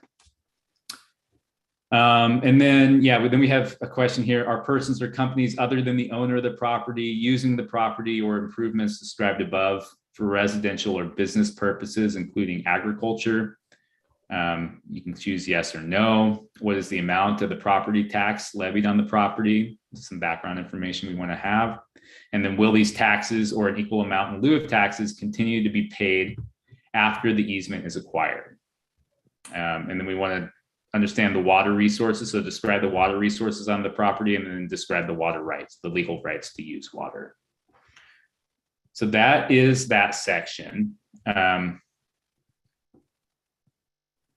going to move us along unless anybody stops me there. But so then we have, here's where you choose whether you're applying for a conservation easement or a conservation covenant. And you can see if you choose covenant here, we ask them for the term of the covenant and then whether or not a conservation management plan will be developed to coincide with the covenant. Now, it's not a requirement, so you don't have to choose that. But if you do, then we ask you to upload the associated conservation management plan. I'll leave it here on easement because it's simpler.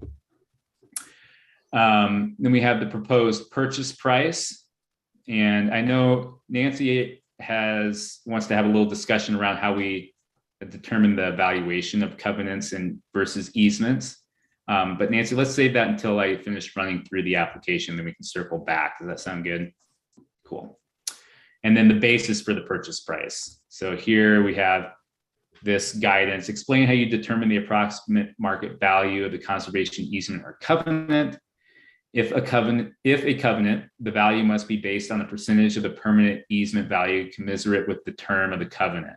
For example, a 20-year covenant must be valued at 20% of the value of a permanent easement. And this is, I think, where we want to spend a little time getting Nancy's perspective on this. And then we ask folks to upload the negotiated option or purchase and sale agreement and appraisal if applicable. Then we have a project soundness section here where we ask the applicant to summarize all the due diligence efforts to date, including due diligence items that have been completed and those that are in process. So we just want to understand where it's at, such as the purchase and sale agreement, title analysis, and appraisals. And then if it is apparent that certain title matters, for example, unacceptable easements, outstanding liens, or clouds on the title need to be cured prior to closing, describe the title matters and how you intend to address them, because we don't want to step in the middle of some storm, basically. And then if any property interest proposed for OWEB funding is owned by more than one entity, describe the plan for communicating and reaching agreement with all the parties during the transaction and under the conservation easement if an easement is proposed for purchase. So we want to make sure everybody who has the ability to veto the project is at the table and on board. And then if any property has existing legal access, explain how existing legal access will sufficiently serve the short and long-term management needs of the property. And that's just basically, we want to make sure that folks can access the property without, having to swim across the river or whatnot. And then if any property does not have existing legal access, explain your plans to obtain legal and sufficient access. Okay, so that's relatively straightforward real estate due diligence stuff right there. Organizational capacity, again, this is about the particular land trust coming forward with the application. So why is your organization and the long-term holder, if applicable, the right organization to acquire the conservation easement or covenant at this time? And so again, we're including whether working land preservation is in the organization's mission, vision, or some other document. We want to make sure that we're funding organizations who have experience and a desire to do working lands conservation and not strictly habitat conservation. And then we ask, is the applicant a holder? And this basically is it, are you like a legally set up to hold conservation easements? Yes or no? If no, then you're not applicable or you're not eligible to apply. And then we, just doing some more due diligence here, is the applicant in compliance with applicable federal, state, and local laws, including in good standing with the Secretary of State. And then we ask folks to upload evidence of their eligibility. And then there's a whole series we ask, oh, Nathan has his hand raised. Nathan, go for it. Just wondering that that go, no go question about, is the applicant a holder? Yeah. If we can move that somewhere up to the front of the application, that may save somebody a lot. Yeah, that's a good point. Yeah, it fits here because it's like organization, it's about the organization, but you're right. We don't want somebody to get halfway, 2/3 of the way through the application and then realize they aren't eligible to apply. So you can definitely look at moving that up in the application. I think that's a pretty good idea. Thanks for that. Nancy? Sorry, because SWCDs are not eligible for accreditation, I don't know if you want to include in this question section the criteria that you had in the evaluation list. And if you have a question about terra firma, sort of SWCDs run into the same issue because they're, anyway, just don't want to exclude or have SWCDs be lower ranked based on the accreditation question. Yeah, so we have. Go ahead, Taylor. Sorry. Okay, I was going to say we have a whole series of questions that we do ask if folks answer no here to try and tease out the strength of the organization that in other terms we would be relying on that land trust or land trust alliance accreditation. So you'll see here if they click no, it pulls up a whole suite of additional questions. Looks like you have it covered. That's great. Okay. Yeah, I mean, it is a bit of a burden for like an SWCD potentially to have to go through and answer all of those. But, every SWCD is in a different spot with their, strength as a potential holder of easements or covenants. And so that's just kind of where we settle on that. It sounds like you're good with that approach. And I'm sorry I'm rushing. We're like at 11. So if folks do have to jump off, we can have a follow-up conversation, but I'm going to stay on and keep going. So my apologies for running a bit over time. So then our last section here is, or last subsection in the proposed solution is stewardship. And then we have describe the proposed financial approach to stewardship funding that will be secured for the property, including a calculation of estimated annualized stewardship expenses, how funding will be secured to cover annual expenses, and applicable investment policies. So again, trying to make sure that the organization is in a solid position long-term to steward this property. And then we ask them to upload some their financial documentation for that. And then, like you're referring to, Nancy, we do ask, does the applicant carry terra firma insurance for each conservation easement in its portfolio? If they answer no, you'll see it pops an additional question in here that asks them to explain how they will provide insurance to defend their conservation easements. So if it's an SWCD that doesn't have terra firma, they probably have some other form of insurance or a strategy for funding the defense of those easements, or we would hope they would. We would get that information captured here. And then we ask if there's a conservation management plan for the property, because you'll notice in the evaluation criteria, there is a couple of references to whether or not there's a conservation management plan. And there's been a little bit of back and forth on whether it's required. And in reading through the rules, it seems like it's not. So folks don't have to have a conservation management plan in order to apply for a conservation easement. The I button here, and I wanted to run this language by the commission, says this. It says, while the conservation management plans are not required to be considered eligible for a conservation easement grant, the commission encourages the present or future development of a CMP.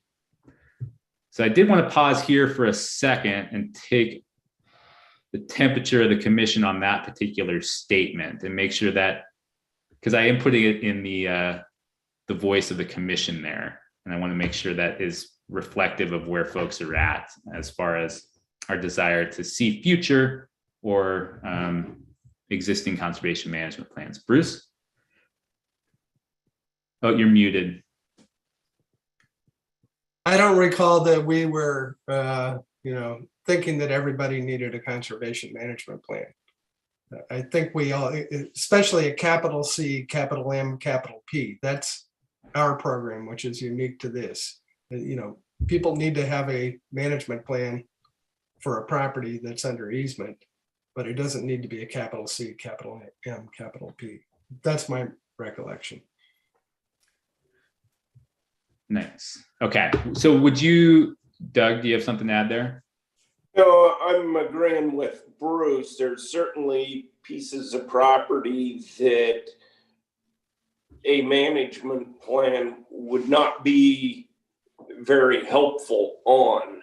There's going to be properties that are almost 100% agricultural use, where there's very little, if any, riparian area or natural area or something like that. And some of those, the value of a management plan, we decided was relatively small. And so we said it's an option or an encouragement, but it wasn't a necessary. So do we feel like this, I'll let Ken go first before I summarize that. Ken, go for it. Yeah, I just agree mainly with Bruce and Doug. I think it's something that I think is in a more of a prioritization project or whatever. If it needs one, it probably will. The commission would probably require it as ranking, and if there's going to be circumstances to where it may be needed, but the value of the easement on a particular piece of property at the current time is so important that we want to do it without worrying about the conservation plan. So I just think it needs to be left up to the priority process. And if it doesn't have one, it may not rank quite as high unless you've got good justification why it doesn't need to have one. Okay, that's helpful. So I'm hearing that maybe this language is sort of where the commission is at. Does this feel appropriate as far as guidance goes? Okay, I'm seeing some nods, thumbs up. Yeah. Okay, great. Well, I'm glad we are aligned on that. So that's the conservation management plan piece. We do ask, so you'll see if they answer yes, obviously we ask, them to upload the plan and to talk about their strategy for, updating the plan. If no, we we have that guidance that encourages them, and then we ask them to describe their approach for developing a conservation management plan. If there's no CMP development plan, just please describe. So again, I think that is in line with sort of where we're at to encourage them, but obviously not make it a requirement. So just wanted to bring that to your attention because it's been a point of discussion with potential applicants. Taylor, just to be clear, I think there needs to be some distinction between the CMP that we fund, that capital CMP, and a lot of easements come with a management plan. People will have management plans. It may not be what we consider a CMP. I think I would encourage people to develop management plans, but not necessarily to come to us to fund a CMP. Okay. Yeah. So similarly in statute and rule, there is no thou shalt have a management plan associated with the easement or covenant either.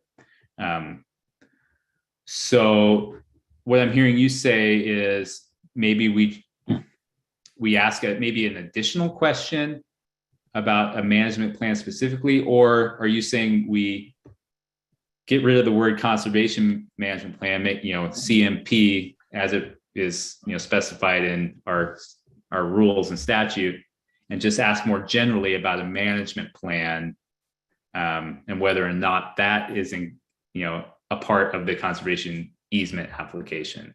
Is that accurate? Yeah, I think the simplest thing for me is to eliminate the capital letters on CMP and just call it a generic conservation management plan. Some people may want something else, but short of trying to get into defining the differences, which I don't think we're ready to do today, I would just be happy in making it clear that we're not telling people they have to go through our program to develop a management plan. I agree. I think that urging them to or suggesting to them that they have some type of conservation management plan, it's 2 pages or whatever. We ask them to take a look at it anyway, but don't require a CMP or something that's really thorough. But I think something that encourages them to look at the fact that they really need some type of conservation management plan is, I think it's fair. Yeah, because I think there's evaluation criteria that we're going to have a really hard time evaluating a project on if there's not any kind of associated management plan. So there might be, some gaps in our knowledge. Ken? I think they're both 2 different items. I think it ought to maybe even be, I think Bruce makes a good point that a management plan is almost the same importance as a conservation plan. And they can be sides. You don't have to have a particular plan if you're addressing both of them in some other way, you can be accepted. But it should be encouraged that there be a management plan of the property as well, and that comes to the viability and what the long-term agriculture and natural resource uses are being managed over time. Yeah. Okay. So I'm hearing maybe make that distinction between the capital CMP and just a regular, management plan that's a common piece of an easement or covenant. Okay. I think that would be a pretty simple to tease out here in this section, and probably an important distinction to make. I would make sure we have a distinction of both a management plan and a conservation plan. So they're 2 different items, and I don't want to lose either one of them. Yeah. Okay. I think, the thumbs up on that from the commission. If folks feel like that's probably the right direction to go. Yeah, I think so. Okay. Cool. Super helpful. Thank you. Okay. And then I know we're running over time, so I'm sorry, but just to here, the last question in this section is describe your proposed approach to monitoring the covenant or easement to ensure that the owner of the working lands is adhering to the covenant or easement provisions. And again, we have a little bit, I think actually I'm going to take this out. So I'm going to make a note to myself, because right here in the monitoring plan, we have, if they have an associated CMP, how that CMP needs to be monitored. But I think that is too specific. So I'm going to take that out. Glad we're going through this. Okay, and then we have a wrap-up section. So let's pop over there. We have described community engagement completed to date for the project, including outreach to county commission or city government, as well as potential interested parties such as neighbors and industry groups. So again, I think this is where a little bit of the, comments are coming from. So I see Ken and then Bruce. Oh, Ken, you're muted. I think my hand was still up from the prior. Oh, okay, Bruce. Yeah, I would take out outreach to county commission or city government. I think if people want to describe their community engagement, that's a good thing if they've done that. But this implies that they need to do that. And there are settings where that runs the risk of politicizing projects. We don't need to do that. Nobody else needs to do that for a real estate transaction. I'd like to jump in here. We actually have to have a public hearing, and the challenge that you run into is by the time you go to the public hearing, the potential for, people to maybe feel left out of the loop, to feel disgruntled, to complain is greater if they know nothing about an application by the time you get to a public hearing. That's why we ended up putting this in the application itself, because we've run into a buzzsaw on occasion when we get to the stage where we're doing the required public hearing. And while it does, I understand this feels uncomfortable to a lot of people. I think the question is, do you want all that frustration and angst to build up at the time of the public hearing and immediately thereafter and whatever attendant backlash there is? Or is it better to be, reaching out proactively up front to just make people aware this is coming? And hey, by the way, there's going to be a public hearing. Give them a little more time, process it, have conversations about it. That's the intent of putting the question in here. Eric, have you had backlash over conservation easements? Yes. Well, I don't agree with this, but we can discuss more. I'll see how other people feel. Are there additional thoughts on this?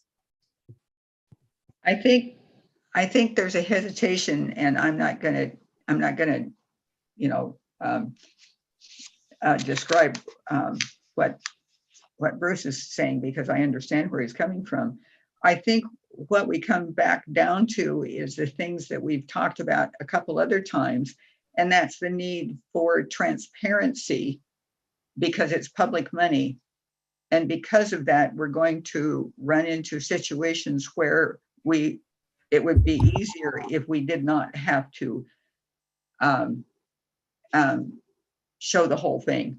In other words, because we would stand less chance maybe of having to answer very foolish or well-intended questions. But because it does have to be transparent, and because we do have to have public hearings, I agree that maybe if we tackle some of this as things go along, maybe it would not build up. Now, the need for privacy on some things has already been verbalized, as far as, any kind of real estate deal or that type of thing. But because we are required to be transparent because it's public money, I don't think that there's any, I would say we might as well address it early on and just be prepared for a public hearing and what it might bring.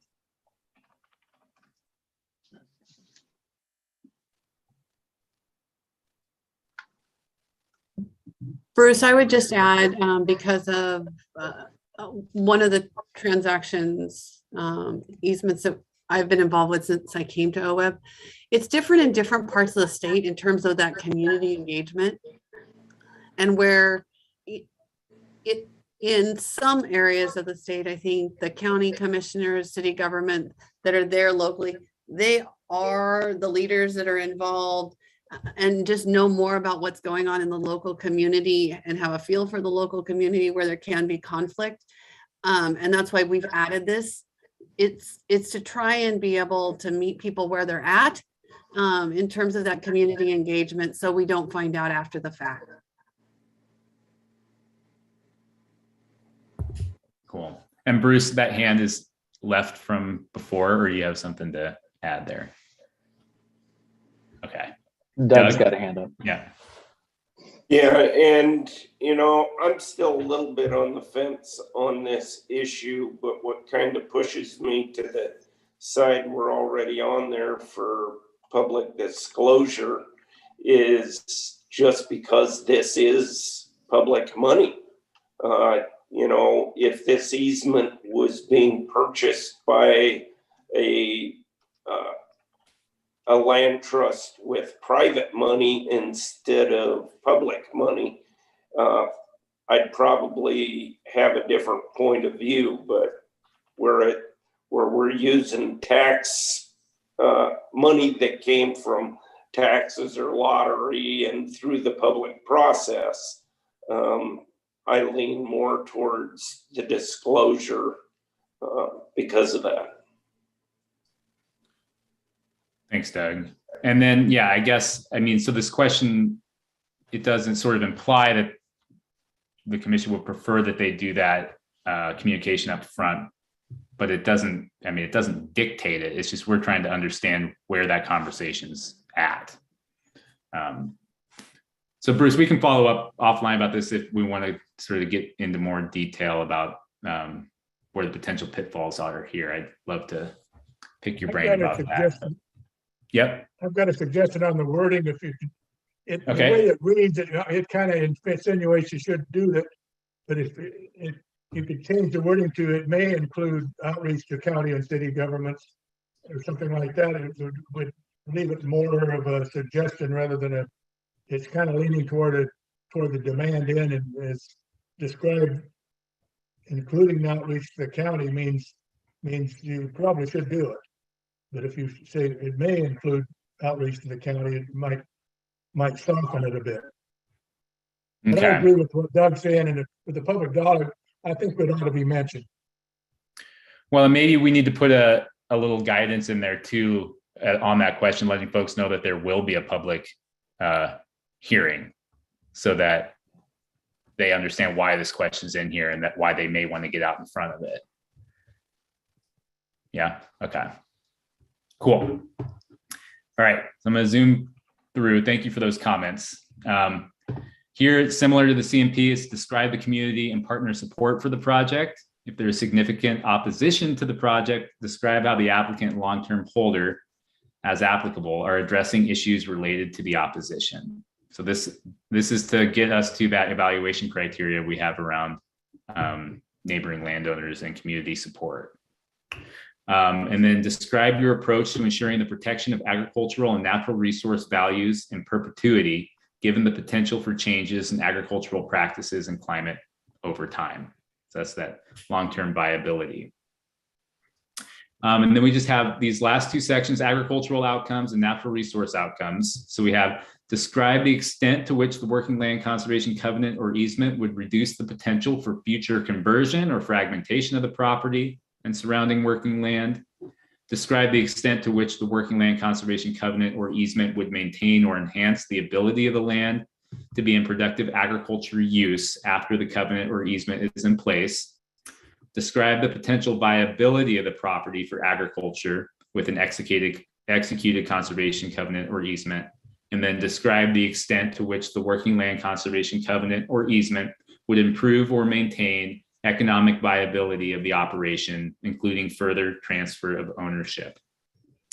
So those are really the core agricultural outcomes we're looking to understand. And then natural resource outcomes, similarly, describe the extent to which the covenant or easement would protect, maintain, or improve the land, including soil, water, plants, animals, energy, and human needs.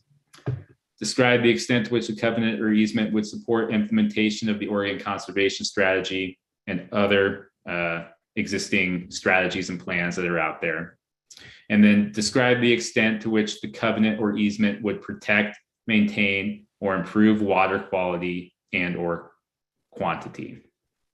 So that's basically the application there. Then we have some required uploads, obviously, in the budget form and the match. But as far as content of the application, those are the questions we have at the moment. So I wanted to, I know Nancy had to step off, but I did want to bring her thought to the commission, and just, it may be in the guidance document, and so we can refer to that, but she wanted to get a little clarity around how the commission came to its valuation criteria for covenants versus easements, using that percentage per year criteria. And so I wanted to see if folks who were a part of that conversation way back in the day, when we decided, a 20-year covenant equals 20% of the value of a conservation easement, can remember the thinking of the commission at that point in time, so that we can fill Nancy in on that thought process. And Ken, did you have something to share? Yeah, I think we were uncomfortable with setting the number. Actually, we kind of struggled with that. There was various ways of assessing the value, and I think with the limited dollars we've got, our priority was to go with easements and not really recognize covenants so strongly unless it's an exceptional circumstance or whatever. But I think I don't know that we can defend the number, because I don't think we're totally in support of a way of documenting and what it might be. And if we were going to come up with the right number, and there was vastly different ways of doing it. And so I think we were sitting at a point where we were uncomfortable setting. We just picked that as an example of a starting point, and would have to later determine an actual procedure if you came up with a varying covenant. But I think we were uncomfortable doing covenants, and that's one way of just kind of discouraging, because we just really didn't know how to value them.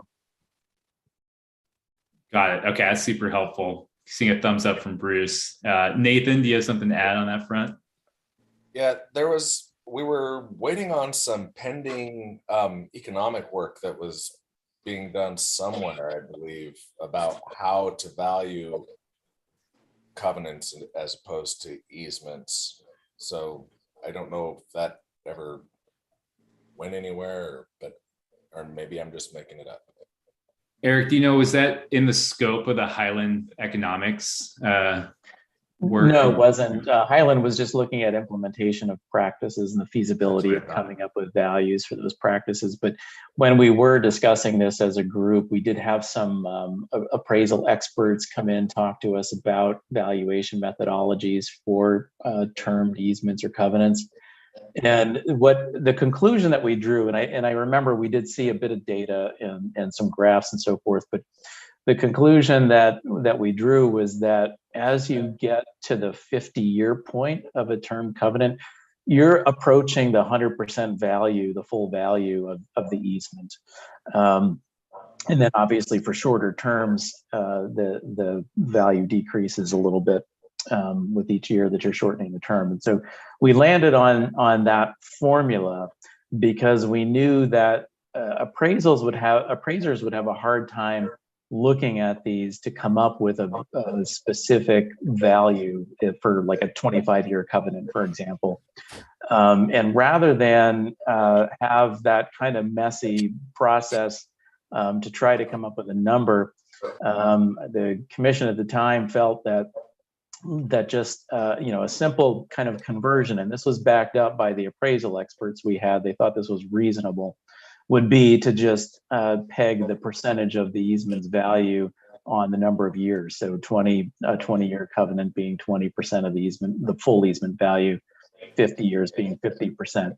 And so the appraiser then can just do their analysis of conservation easement's full value, which is hard enough in and of itself. And then if it's a covenant, take that percentage of it based on the number of years. Okay. And that was my understanding that I explained to Nancy when we talked on the phone 2 days ago. And she seemed to have some concerns that valuation methodology may or may not be appropriate, and that So I think it's worth following up in future solicitations as to how we do that evaluation. I think we stick with it for now is kind of my take, because it sounds like folks, we did put in the legwork to come up with that, and it's getting kind of late in the game. But it's something to flag, I think, for future solicitations, maybe take a look at that, and especially now that we have Nancy on the commission with her expertise in this sort of line of work, we could bring her into the conversation and just make sure we're all feeling good about that. Ken?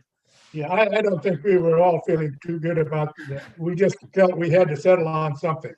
Yeah. And I think that was the general consensus, is that this is something that we could put down there, that we would probably as a prioritization mechanism that would always pretty much favor easements over covenants because of our limited money supply and just the trouble evaluating what a covenant would really be worth and what we would be buying for the money. Yeah. Yeah. Great. Anything else to add on that front? Cool. All right. So I know we're really over time, and my apologies. I promise that I will stick to time much better in future commission meetings. This one kind of got away from me. I appreciate folks were able to stick around a little bit. We did lose some folks. So Nathan, I think that's really should be the responsibility of the chairman. You're Doug. Yeah, exactly. All right, good. I love shifting the blame. Yep, perfect. So we can all blame Doug, because we all know he just wants to sit in his office all day and chat on Zoom. So shame on you, As Doug. you guys noticed, I was not doing a whole lot of talking. I was trying to keep it moving along. Gotta go, guys. Yeah. So, okay. Well, we made it to the end. If folks have additional thoughts on the application that they want to share, please feel free to reach out in the next few days. Send me an email, give me a call, set up a Zoom call if you want. And I'll be incorporating the feedback we got today into a final version of the application. And like I said, we'll be, all things, without any major curveballs, we'll be pushing this out August 15th, opening the application cycle and keeping that solicitation open until Halloween. So spread the word and keep an eye out for communication from me regarding the solicitation. And like I said, just don't hesitate to reach out with any additional thoughts that come to you following this meeting. And thank you so much for sticking with us. It's all this insight is super valuable. Okay, thank you. Meeting's adjourned. Good to see y'all. See ya. Nice to see everybody. We'll see you in March in person. Okay. Somewhere half between Woody Wolf and Nathan Jackson. I think those are our two farthest away. So maybe somewhere in the gorge, I don't know, but we'll work on that and get back to you. Sounds like Prineville it is.